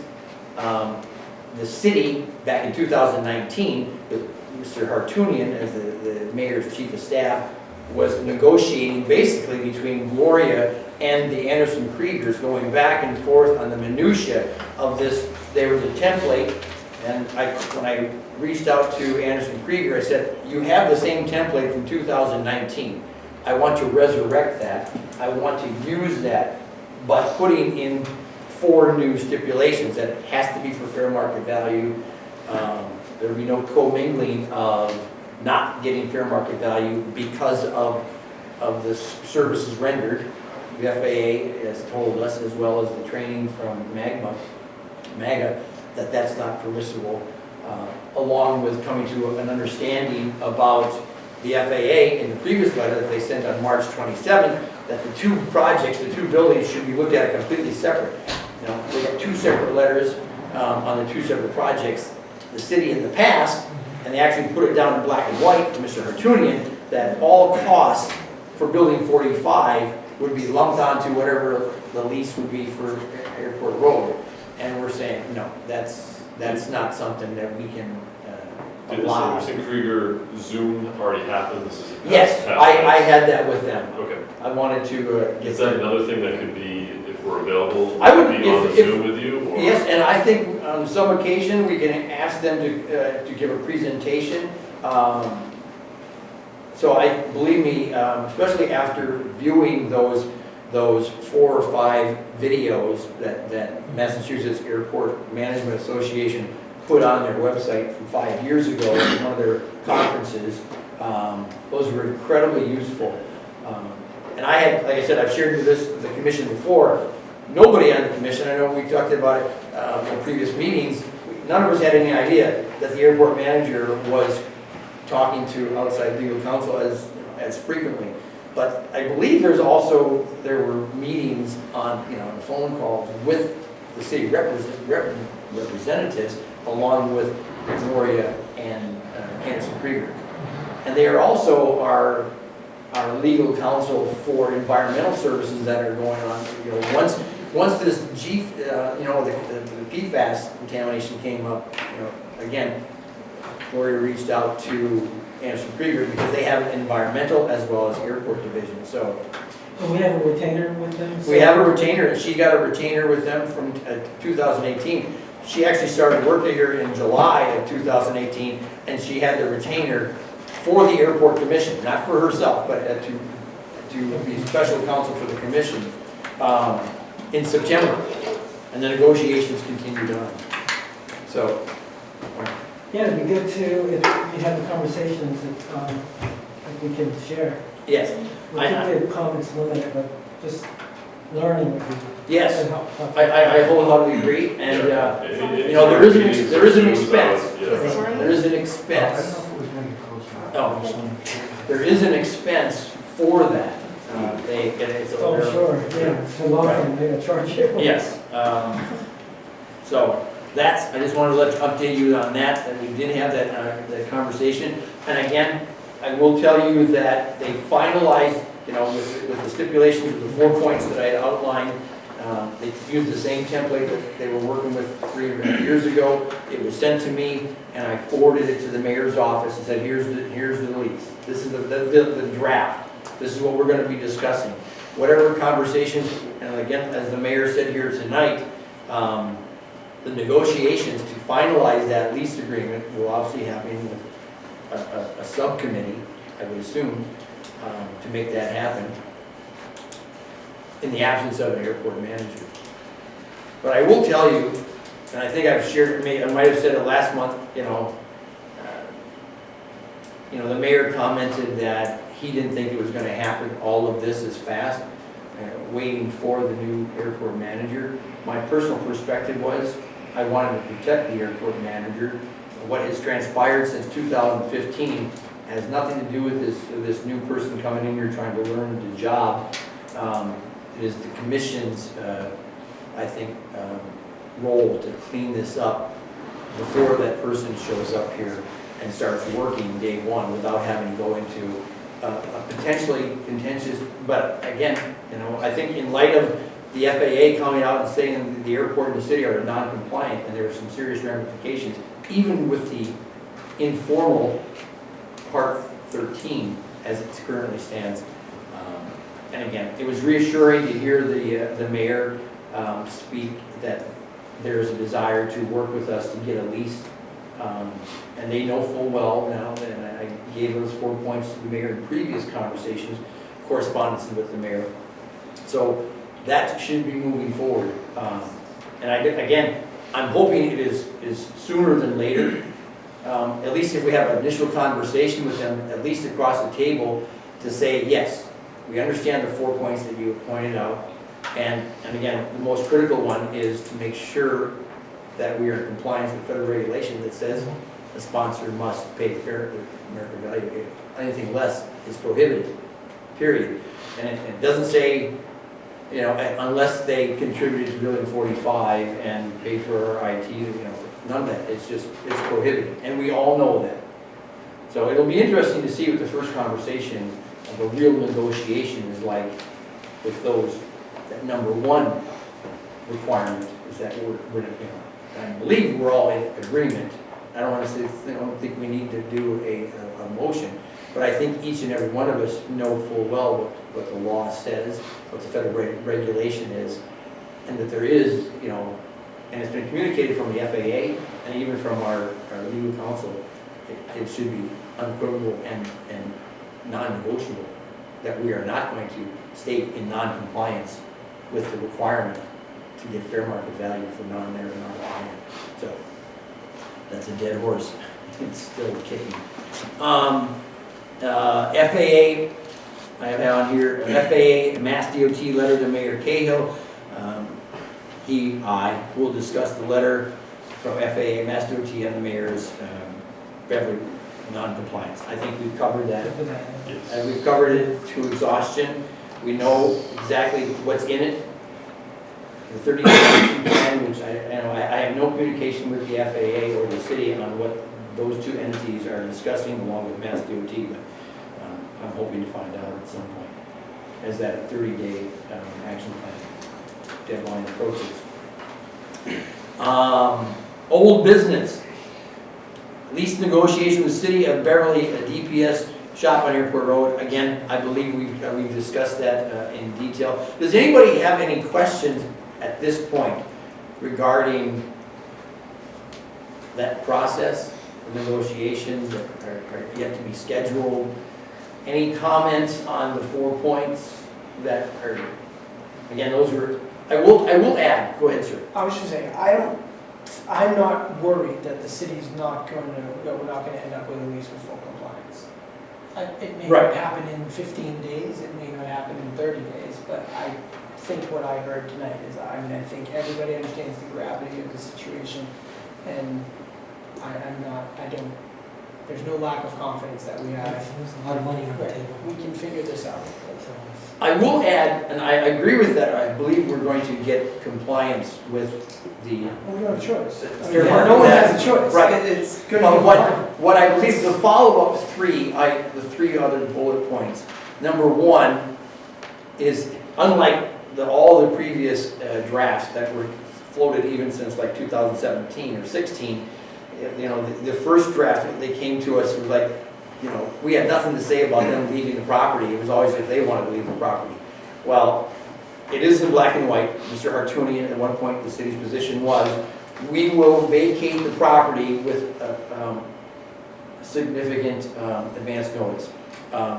What's in the draft right now is 6 months.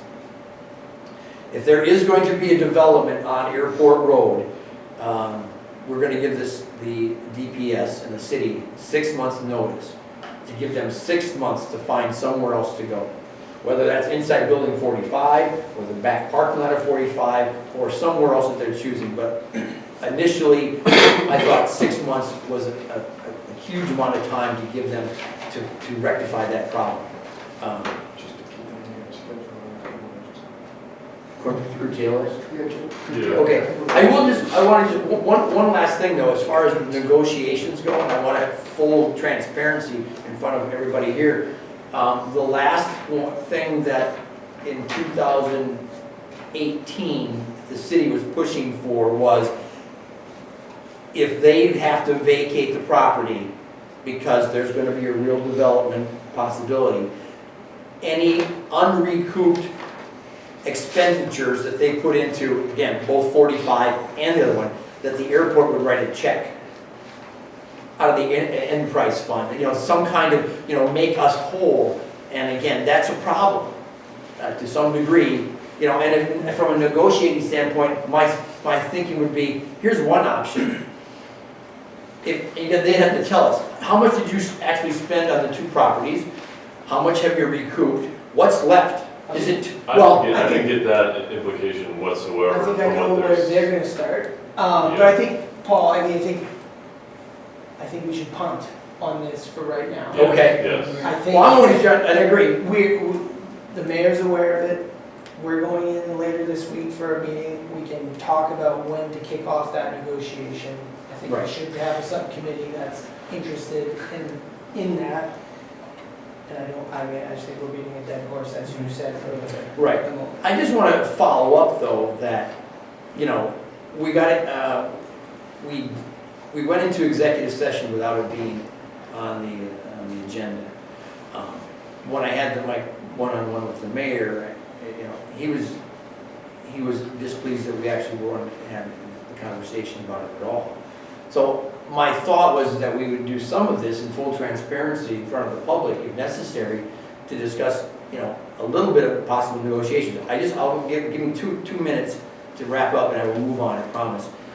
One possibility would be, fine, if you're telling me that you still have $200,000, and this is just hypothetical, just hear me out, that you still have $200,000 of expenses that have not been recouped, that you somehow believe the city should be, or the airport should make whole, I would say, well, we can work with you on that, but sign the lease, give us the $48,000 a year. So for 4 years, you know, just hypothetically, you know, give us the $48,000 a year, and then we'll just hand it over to you for 4 years in a row. At the end of the 4 years, you'll get all your money back, but you're still going to be giving us the $48,000 with a 3% escalation beyond that, just to get them on the books of that they're going to pay fair market value.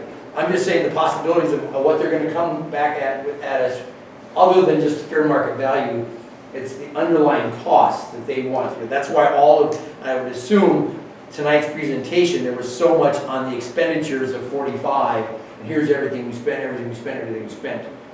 That's why that's in there. I believe they're preparing, let me finish there, they're preparing for a counter proposals that addresses everything they spent on building 45, in addition to I believe, more than the $50,000 they said they were going to spend back in Airport Road. I assume they spent closer to $200,000. Yeah, but that expenditure didn't go to the commission. They did it themselves on their own Yeah, accord. so I don't think I didn't get that from Well, at all. not in this I think we got to punt on I think this. we do need to stop Yes. this conversation. Yes. Move on to So, business. well, we have topics of conversation regarding this unresolved lease. Noise abatement program update. I'll leave that to. Well, we have 4 members of the subcommittee. Does anybody want to make a? Well, I've been incommunicado for about 3 or 4 weeks. Yeah, we've been, you know, we talked about this last week a little bit. We have 4 new members. We voted in the last meeting, Jesse, Aaron, myself, and Kyle. It's like a new dawn here at the commission because it's all new members. We have a new airport manager coming in. We're trying to get the documents up to date, work on the lease stuff. We put out this noise abatement proposal. We started meeting on it. Was Jeff the chair? You were the vice chair? Okay, so we have to basically, I put out an email today about scheduling a meeting this week. I'll circle back on that tomorrow. We can convene the meeting online, we'll post it, and then we'll talk about how we assign positions. But we've gotten basically the feedback from the parties that we asked. Some of the information we got back this week was a bit challenging in that it basically took our whole noise abatement document and said the whole thing was more or less not legitimate, which caught me by surprise personally. We haven't talked about it. I spent a good part of this week going through the entire document. There were no references attached to what they were referencing, but I can't really say that I understand legally and from a regulatory perspective what we're doing, what we'd be doing differently than hundreds of other airports that have very similar programs. I went to the AOPA's website, I looked at the FAA resources. I think our document is actually, personally, we have to go through as a committee. I think and it's also the existing document that we have. We edited it, we went through it in committee, but it's going to be an interesting discussion to see what we end up with. Excuse me, who said it was not legitimate? Just some of the feedback from some of the people on the field. Yeah. Is this something Anderson Krieger could help us with, You if might it is a be able to legal help us issue? there. Well, Email and box the other day. Mike, we have a question regarding outside counsel. Is there- I don't know, to be honest with you, if it is necessary, for one. To change, to adjust this in the way that it's told. I put in a call to the FAA. I called MAMA, which is Massachusetts Airport Management Association. They didn't have much other than to put me to the FAA, but, you know, looking at Part 150, which deals with noise issues for airports, it's a much bigger program, and Beverly would not. No airport Beverly size works in this noise program where you get insulation, you change zoning laws, you zone businesses. It's a very different program that normally works for. Which I assume we do not qualify. No, well, we get applied for it, but for our side, we don't have airlines, we have some corporate jets, but by and large, it's small planes. So as much as I researched on it, and I have documents here, the insinuation was we don't have the authority to do this, but if you look nationally, airports have, it's voluntary recommended, so it's nothing procedural. We're in violation of really nothing that I can think of from a regulatory perspective. So we kind of have to, we appreciate the feedback and the insights, but I think we have to kind of figure out as 3 pilots in the air and, how we proceed and what the background is. I did see those comments, so. What's that? I did see those comments, I okay, appreciate yeah, your feedback on them. I think just so the full commission knows, and obviously I'm trying to get plugged back in. I'm trying to arrange for a meeting on the Danvers side. We had a date, but it fell through for different reasons.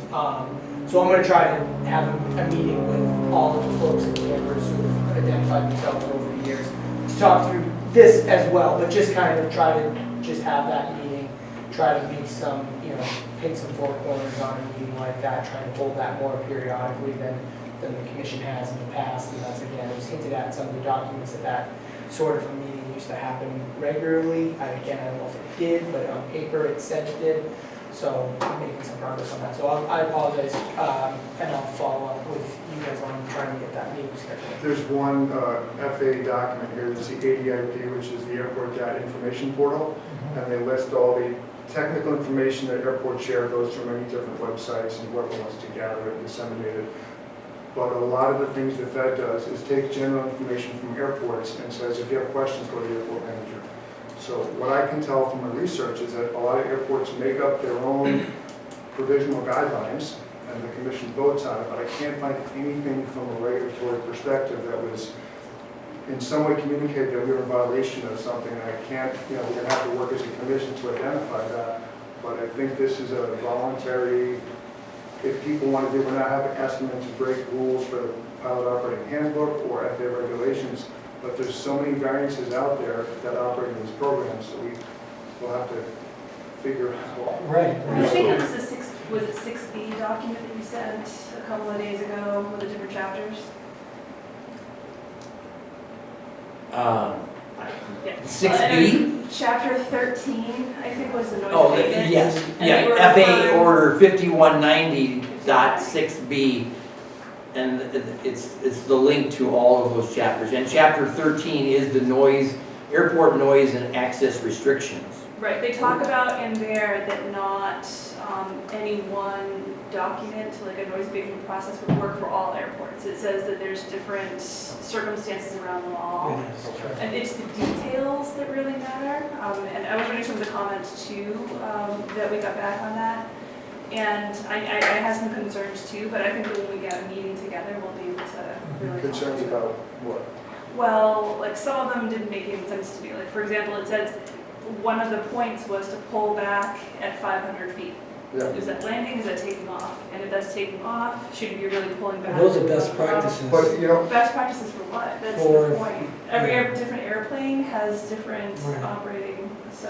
Yeah, my plane, the plane I fly just says, bring it back on your flaps and gear up, doesn't give an altitude. So every plane has a different manual, so I think Right. it's again, and it says, I think it says in the wording, if you're able, it says in a very general sense, it's we're not requiring anybody to do anything. So that's, as a guideline, I think we're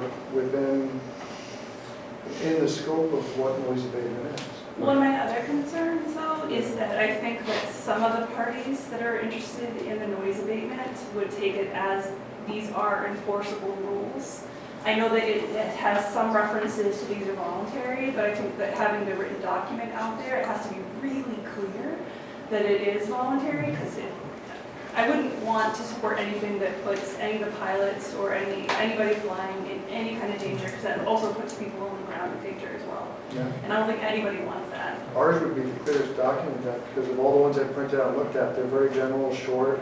We would be emphasizing voluntary probably more so than any other airport out there. If we go that route, which I support, I think it's. I mean, I look forward to Have you set a date for the subcommittee We're meeting? trying to coordinate that this week, so probably this week or next week. And Nikki can help set up that as far as with the city clerk's office. So, okay, thank you. Anybody else want to finalize anything on noise abatement? No, sounds good. Okay. Recap of the Hangar 4 tour, Beverly Flight Center lease. I know we all. Just Go what ahead. is an air bearer lease, not Beverly Flight Center, it should be air bearer. Yeah. Yeah, yes, air bearer, but the sublease would be with the potential tenant, right? So that's, it was a wonderful walkthrough. We're excited. If there's anything, I'm not sure where you are at in the process, working with Mr. Air Bear, Mr. Bear.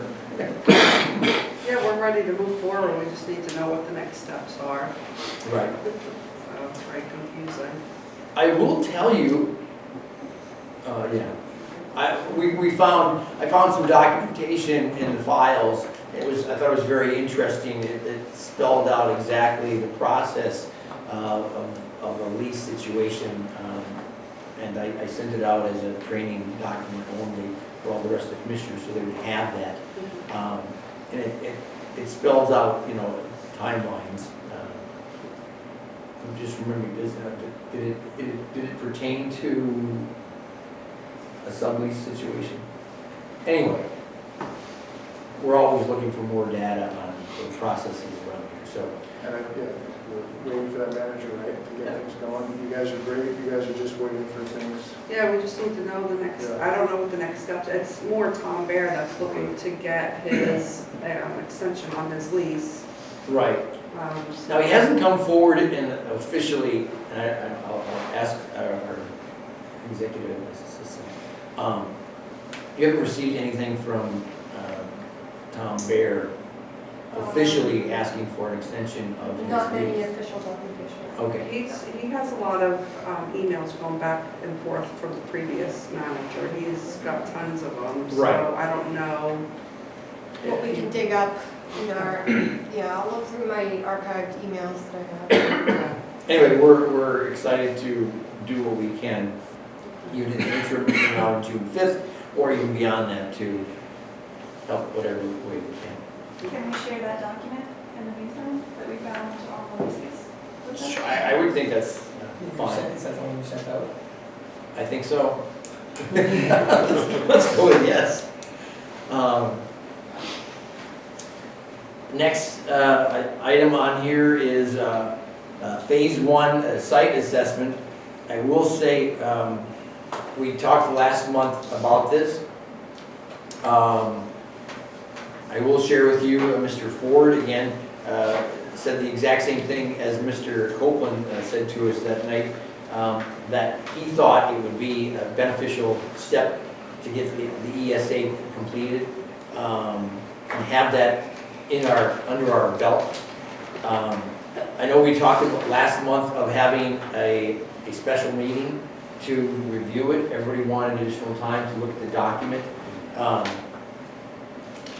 I'll open it up to questions or comments or. Yeah, so I have a question because I know that the FAA's AIP program will pay for an environmental impact for the airport. So if we need to move fast, we can pay it. but if we want to get matching funds, we would have to. Well, I reached out to, and I copied you in on the request. I reached out to the FAA in the The office. land use.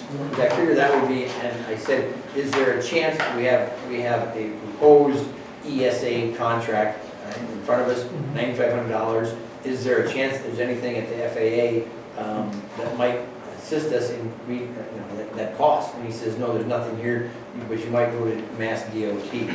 And I haven't. No, why did they say that? I mean. I don't know why they said that. They just said. It doesn't sound quite right. Because if you go on the AIP program list, it line items everything that they will cover for. Can you find out then, if this is something, because. Sure, yeah, I can share that with the. Right, commission. but again, and this could, and That's- are we gonna wait again No, another so month? there you go. That's the rub, right? Right, You can go for it, but if you want matching funds, as a matter of fact, they might expand the scope. But because we have an issue with pending with the city, you're not gonna get those funds, Well- sometimes, so there you go, right? and that's why, and So, I pointed out, in the past meetings, where the commission, bought an $8,000 snow blower, and spent $4,000 on window, and, again, I'll repeat myself, I believe the $9,500 is under $10,000. It's within our review to use those resources. But I don't know if tonight or anybody's interested in. I think my concern now at this point is that we are gonna be going into negotiations on a lease with the city. So if we sign, hypothetically, they could come back at us with a 20-year lease for that land, or if they would want something for an extended period of time, and then that would put us in a position of not being able to develop that half of the road. Well, the lease document has, it calls for a 10-year term with 2 5-year extensions. But within that 10-year term is still we'll give you 6 months' notice, even if it's within that 10-year term.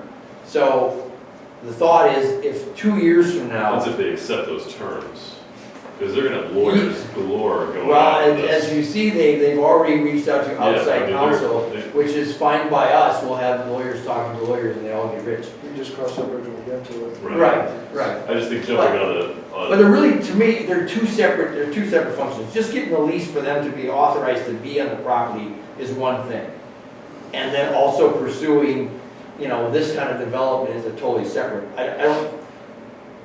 I do not want, my position would be, I do not want the lease for them simply using a building back there, even if they've invested some money into it, to hold up a possible development of $20 to $30 million building that could potentially bring us $4 to $5 million of revenue during the course of that lease. To me, I see them as two completely separate entities. I don't think the $9,500 would be misspent if they came back and said, here's all the online available testing that's occurred over the last 15 years. Here's the status of the land. I don't think that would be a bad thing if DPS even stayed back there and nobody wanted the land. But Mr. Chairman, can I make an unrelated suggestion? sure. To take, either suggest or make a motion to take the last 3 items on the agenda tonight, move them to next week, so that way we can finish up with this particular item we're discussing. So we take committee structure, subcommittees, Mr. Wick's presentation, and the hangar question until next week, since we. I think, the hangar development, I agree. We kind of covered one, they came great. Yeah, so actually, there really is, the last two as far as new business. And the subcommittee, you want to move that to next month as well? I mean, today was so busy, I don't think we have a lot lined up, so maybe we can make sense to do it next week. We would have to make a motion to suspend the agenda as it currently exists, I believe. Is that something that, I watched the city council do that last week. Okay, we can do that. I actually just have a suggestion, Yes. based on, I don't know where the best place for me to stand is. Based on something that you just said and some of the earlier discussions from this evening, about the lease negotiations. And as we said earlier this evening, the city has hired outside counsel, and you just, I think Commissioner Doxey just referenced perhaps using Anderson Krieger. And so it may be something to consider for the commission tonight to give authority to Anderson Krieger to negotiate with the city for the lease. On our behalf. On your behalf, correct. Thank you for clarifying that. So Anderson Krieger could negotiate directly with the city council that's been retained. And that might help expedite the process instead of having, as you've kept saying all night, having to come back next month and get authority. And then they, obviously, both councils are experienced with the FAA regs and will know how to negotiate. But under that scenario, the commission would still have the ability to interface with Anderson Krieger in those negotiations. Absolutely. It would not, It's your council. hinder Yes. our Yes. They're our influence. lawyers. They're not dunking on us. Right. Well, that makes a great sense. Make a motion for that, you're proposing? You would need to make a motion to grant your negotiating authority to Anderson Krieger, and they would likely communicate through the chair. newly elected chair. Right. I will make that motion. Second. So moved, whatever you're saying. Yeah. And Mr. Henry made the motion to grant Anderson Krieger the negotiating authority to represent the airport commission in the upcoming negotiations for land use on Airport Road. And the second was from Ms. Lubrick. Okay, we'll take a roll call vote. Mr. Palick? Aye. Mr. Roulet? Aye. Mr. Doxey? Mr. Treffry is aye. Mr. Kendrick? Aye. Mr. Henry? Aye. And Ms. Zubrick's aye. So the motion passes. I will pass that on to Anderson Krieger. I have a question, but not about that per se. Well, this would be a good time to ask it. To go back to the phase one environmental site assessments, I think what we just took action on was the negotiations for the lease. Right. And the question is, where did we leave off? I apologize. Where are we with the phase one environmental assessment work? Is, Talk to Anderson Krieger about that? Well, I guess I went where we didn't take any action, we kind of morphed into a different thing. To go back, I guess what I'm wondering is, the reason I don't think we're gonna have time to go and ask somebody else to help pay for this is that I think this was, if I'm not mistaken, born out of our interest in understanding and trying to signal to the development community.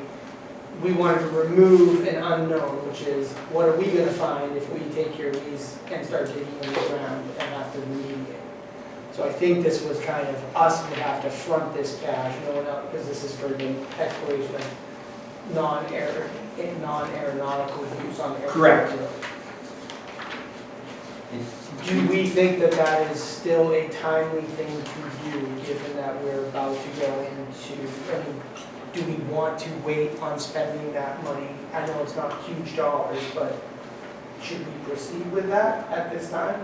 That's a thing we want to know. Well, the question I have is, should we go to deposit that to Anderson Krieger? and say, As here's part your- of this. As part of this. As part of what? Do we do the phase one I- assessment? Talk to Anderson Krieger and say, do we do the phase one assessment or not? Tell us what to do. Because again, that was the thing, right? The market wants to know what's there. The marketplace, to respond to the RFP. here's my take on it. I don't necessarily feel that we need to get outside legal counsel on so many of the things that we don't know about. My personal opinion is, we've been told by multiple people in that field that from their perspective, paying the short dollars, $9,500, especially when you start looking at some of the balance accounts that are there, I mean, the $9,500 is small in my estimation. By two experienced, professionals in that field says, yes, this would be wise for you to do this. and you would have it in your back pocket. To me, if we are serious about exploring, and we were just talking about exploring the possibility of developing those 11 acres, again, and the director of finance stood right here and said, we're still under the helpful umbrella of the city. And we all know, I believe, $10,000 to $15,000 a month for 49 years would dramatically change that scenario. Let's stay on the lease part of it. I don't want to Well, hash the negotiations. What do you think that it would be wise for us to obtain the phase one now? I believe so. But in theory, the city's going to probably try to negotiate use of that site, Well, they are, right? I mean, Yeah. With a 6-month offer. yes. Right. With this So new, maybe it's not Yes. an issue. And they even agreed to that back in 2019. I've got it in black and white, it's probably sitting right in front of me. I'm just trying to say, They're willing to leave if an opportunity comes. I got you. I'm just trying to say, so, I don't know, I guess I'm tempted to say we should pump the brakes on it. I understand what you're saying, but to me, we have something about to happen that's going to take all of our energy to get our heads wrapped around, right? The lease negotiations for those two properties. I don't know why we would spend 10 grand. I agree with the developers, I totally get it. 9,500. 10 grand takes you to a different, it takes you Nine, into nine, nine. a I bid. work for government. It's Nine, a nine, bid. nine. I guess, I don't, it seems enough has changed and we're missing one meeting where I see more clouds than I did before. I don't know that we lose anything if we wait 30 days to have a conversation about spending this money for phase one. Well, we've already waited one 30-day period. Now we're going into a second 30-day. But the RFP hasn't moved 1 inch in that 30 days, 60 days, and 18 months. And not saying it's supporting it or not supporting it either way, but that 30 days puts us into that 630 kind of period, and he said it's 4 months after that before you can spend any money, right?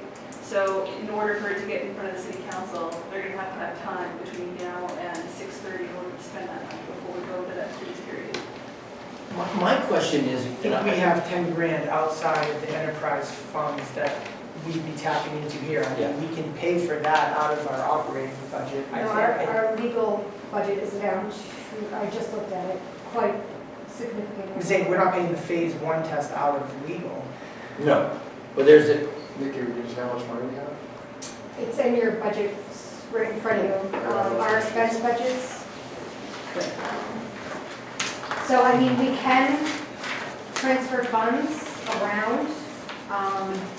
within ourselves without, Yes, I can. It has to go to Grant Ailes and Carol Alderwitz, right? So if we do have available funds in a different account, I have to request them to be moved to our legal services, because when we get billed by Anderson Kruger, it has to come out of the legal line. It cannot Contracted come out of services, my payroll we have line. 36,000, Auditing reasons. we have 36,000 in contracted services remaining. And we just made a motion so that these folks can negotiate with the city, they're gonna eat that up in no time. Yep, that's not, we have legal, Remember this one. we have a separate line item for $440. legal. We have $440 in legal service. We would have to, For 1 hour. 1 hour. 1 hour. we would have to transfer those funds over to be in a legal standpoint to pay those invoices auditing wise correctly. It doesn't look like we have much to move around anyway. In the contracted services, we can play around hugely, because I'm not having many contracted services because we've had no manager, and a lot of those, So, I think what, come if from I hear what you're saying, basically, in theory, let's call it, we have 36,000 in unexpended funds in contractual services, and we have 400 and something left in legal. What I think, to what, use up until June 30th. I understand. Yeah. What I'm hearing is that we're going to be incurring fees that likely in excess of $440 in legal between now and June 30. But do we think we're going to need 36,000 because in theory we want to pull out about $10,000 to do phase one work? With a small cushion behind, yeah. To me, that feels like, I don't think we're gonna be spending $25,000 in legal fees in the next 30 days on Anderson and Krieger. It's But not gonna be- but I would also. It's not gonna have- be little, but it's not gonna be that. I And mean, then, it could very well be. I Like, I could- just bought a plane and it cost me like 10 grand almost in legal fees. But I mean, And we that's can- just to buy a plane. we can inform Like, them that we have, you know, Not to exceed. right, I'm not, No, I can do a PO with our current fiscal year's monies to follow over into July. So if Anderson Kruger comes up with an invoice of $1,500 in June, because Yeah. I've allocated Yeah. those funds into a PO, I can use I mean, we have last year's funding 7,000, to pay we have those 7,000 invoices. left in advertising. I mean, Aaron, I do see Paul's point a little bit, just to get the ball rolling. I mean, it's an interesting dilemma. You can go either way, but At some point, I'm fine moving ahead, I just wanna make sure we're talking about eyes on the ball, that we don't Right. have you know, an. and I will tell you, and you know as well as I do, having been here 5 years yourself, I'm coming up on 8 now. We've never sat around and talked finances, ever. Right. Ever. 7 years. We've never had this conversation. You guys have had more exposure to finance tonight than I have in 7.5 years on this commission. You know, we have the lights keep running, the runways keep getting paved, you know, the markets get, you know, it's, I don't think we're in a position that we're running out of money and we can't No, afford. I don't think it's that. The I think it's $9,000, like you're saying, it's like, like we have something big on the horizon right here. Like we have, like, Well, what is that though? the negotiations for Actually, the lease of that land. Okay. I mean, I think is the phase one, we wouldn't be doing much. We just give it off to somebody, hire them, and they do it. Yeah. right. We paid $3,000 for the appraisal in September. And I don't want to go back to that, but it's interesting, his whole premise in the very beginning was on data that is 9 years old. He acknowledged. Plus it would come. I know, but it was, yeah, thank goodness it didn't come We're gonna back have to the lawyers use it. talking about it. We're gonna have the lawyers talking. I don't, again, I'm sorry, I didn't mean to take us down a huge rabbit hole, I just wanna make sure we're aware that Right. we have these, I'm Here's, cool with going ahead with the phase one on Airport Road. I know that, you know, and, you know, we shared that letter, the original one that the FAA sent to the mayor's office a month ago, said the city is not permitted to interfere with this commission's desire to develop non-aeronautical land. At some point, even the draft RFP that we have, that was written 5 or 6 years ago, it was sent to the city twice, basically rejected, never moved upon, they never touched upon it, wouldn't answer the, you know, it's a dead document. It's gonna have to be, we're gonna have to go to the city and say, listen, we want to develop this land. You've signed the lease that you said you will leave the land if a real development occurs. There's nothing, I don't understand, and again, that's a whole other negotiation about the future of that 11 acres and possibly getting a building, you know, that would change the financial structure of this airport for the next 50 to 100 years. I'm just, I'm fearful of at some point moving to the next step of saying, okay, we got an RFP, we really want to discuss, we want you to help us clean the RFP up, put it in language that you're comfortable with, because again, back there, there's, you know, files of old RFPs, and some are really small, but, and I will tell you, I don't know if I shared with you, you know, there are emails back there where the 89-year-old, you know, Bill Mahoney, a fighter to the end, sent a letter off to, you know, Aaron Clausen saying, listen, I need help on this. You know, you've given me, you know, you say, go to Dave Jeleno in the RFP office and get a copy of the golf course's RFP, get a copy of this RFP, get the RFP, then make your own RFP. And basically he said, you know, we need help with this because you're driving my blood pressure up, and you know what? It was an RFP that was floated, and Fuzzy's gone, for trying to get somebody into the restaurant. And after all of that crazy work on an RFP that they asked us to do, you know, nobody wanted it. Nobody even jumped at the idea. I'm like, my God, they must have spent 6 months trying to get a damn pardon me, RFP through City Hall, and then nobody even wanted it. So the reality is, you know, this to me, this $9,500 is just a, you know, a speed bump before we have to go to the city and say, you know, we want to develop this land. We want to see. Are we And going we- to I've motion even talked- tonight for this, because we're 20 minutes over with public There is comment, no- so we go? You know, the city council sometimes goes till 10:30 at night. I don't know, anybody got something to do? So, I don't want to belittle the point, but people, again, you know, but I mean, these are topics that are critical to the commission. I'm just, I'd be happy, sorry, I don't mean to. No, go ahead, but I'm done. I don't want to negotiate the lease tonight. of course not. I would like to move that we move ahead with authorizing the chair through staff to conduct the phase one for airport. I think we have the resources, staff can help us figure that out, how that will work budgetarily. I just want to understand the sense of urgency behind it. So Yeah. if we don't do it today, or next week, or 30 days, It doesn't, What's the well, impact? again, I'll defend it. It doesn't go stale. okay? So if we do it today, we do it 6 months from now, it's the same information. It basically is just telling us what's potentially in the soil, what our best understanding of what any major constraints to the development of that site will entail. And it doesn't go bad unless there's a new spill or something that happens between the date we do our phase one assessment and the future, which So in the only theory we thing- would know about. The only thing that I would like to have a chance to do is what Paul asked, is to call the FAA to make sure that if we, you know, pay for it, that's, even down the road, we have to pay for everything. But if we let them know that we're doing it before we do it, they will support us throughout the journey. That's the only thing that I'm From a little worried an about. environmental standpoint? Yeah, I think So in other words, what you're saying is that if we pay for it, then It's, should, we own it, we own it.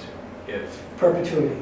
so anything that could come up Right, potentially, that's right. we would have to remediate ourselves. Right, and if it has to be a cleanup or something like that. Well, That's a again, really- phase one's just identified. It doesn't necessarily, you know. And it really, The FAA is not gonna own, if there's a Vox spill from 25 years ago, is the FAA gonna pay for that? Sure, I mean, they will do, They're no, not. they'll do a, anything. Chairman, Go ahead. just a quick comment. So, yeah, if there's an actual cleanup of the spill or anything, FAA will not participate at all. They won't. now So this, cleanups, FAA, now, they might do federal programs for, you know, Environmental, president's right, assessment. right. FAA, that's airports, you're talking airports, they will not participate. They do participate in funding studies, however, it's, just because it's on their list, that just means it's eligible. That doesn't mean they will pay for it because there's higher priorities to that. Now, a lot of times when we do airfield work, if it was part of like a taxiway, and we knew there was hazards, they would pay for an environmental study to look at that because we had to do a taxiway. On its own, they may or may not, because they have their priorities on that. So I just want to, let you know, so I'm hoping to help. Craig, in that- My concern is I don't think the FAA would have any interest in helping us pay for a phase one for a site that we're exploring to exploit for non. I highly doubt FAA, you should ask, always ask, right? I Don't did. say no. I My did, opinion, they I said there's highly no money on doubt the FAA side, go to Mass DOT. Yeah, I highly doubt Mass that they would participate in something like I that. will It's say- not airfield related, it's non-aeronautical use. I mean, to me, I think they should because it's good for the airport, generates revenue, and that's the whole idea. But To your, it's it's prioritization. probably not going to, they're probably not going to pay for that. If it's related to airfield type work and stuff like that, then they're more open to it. Yeah, been my experience. And just to recap, there was remediation done 15, 20 years ago on that site. It was cleaned up, it was touched upon, there was a massive amount of cleanup in the FEMA property, which was the Nike site actual.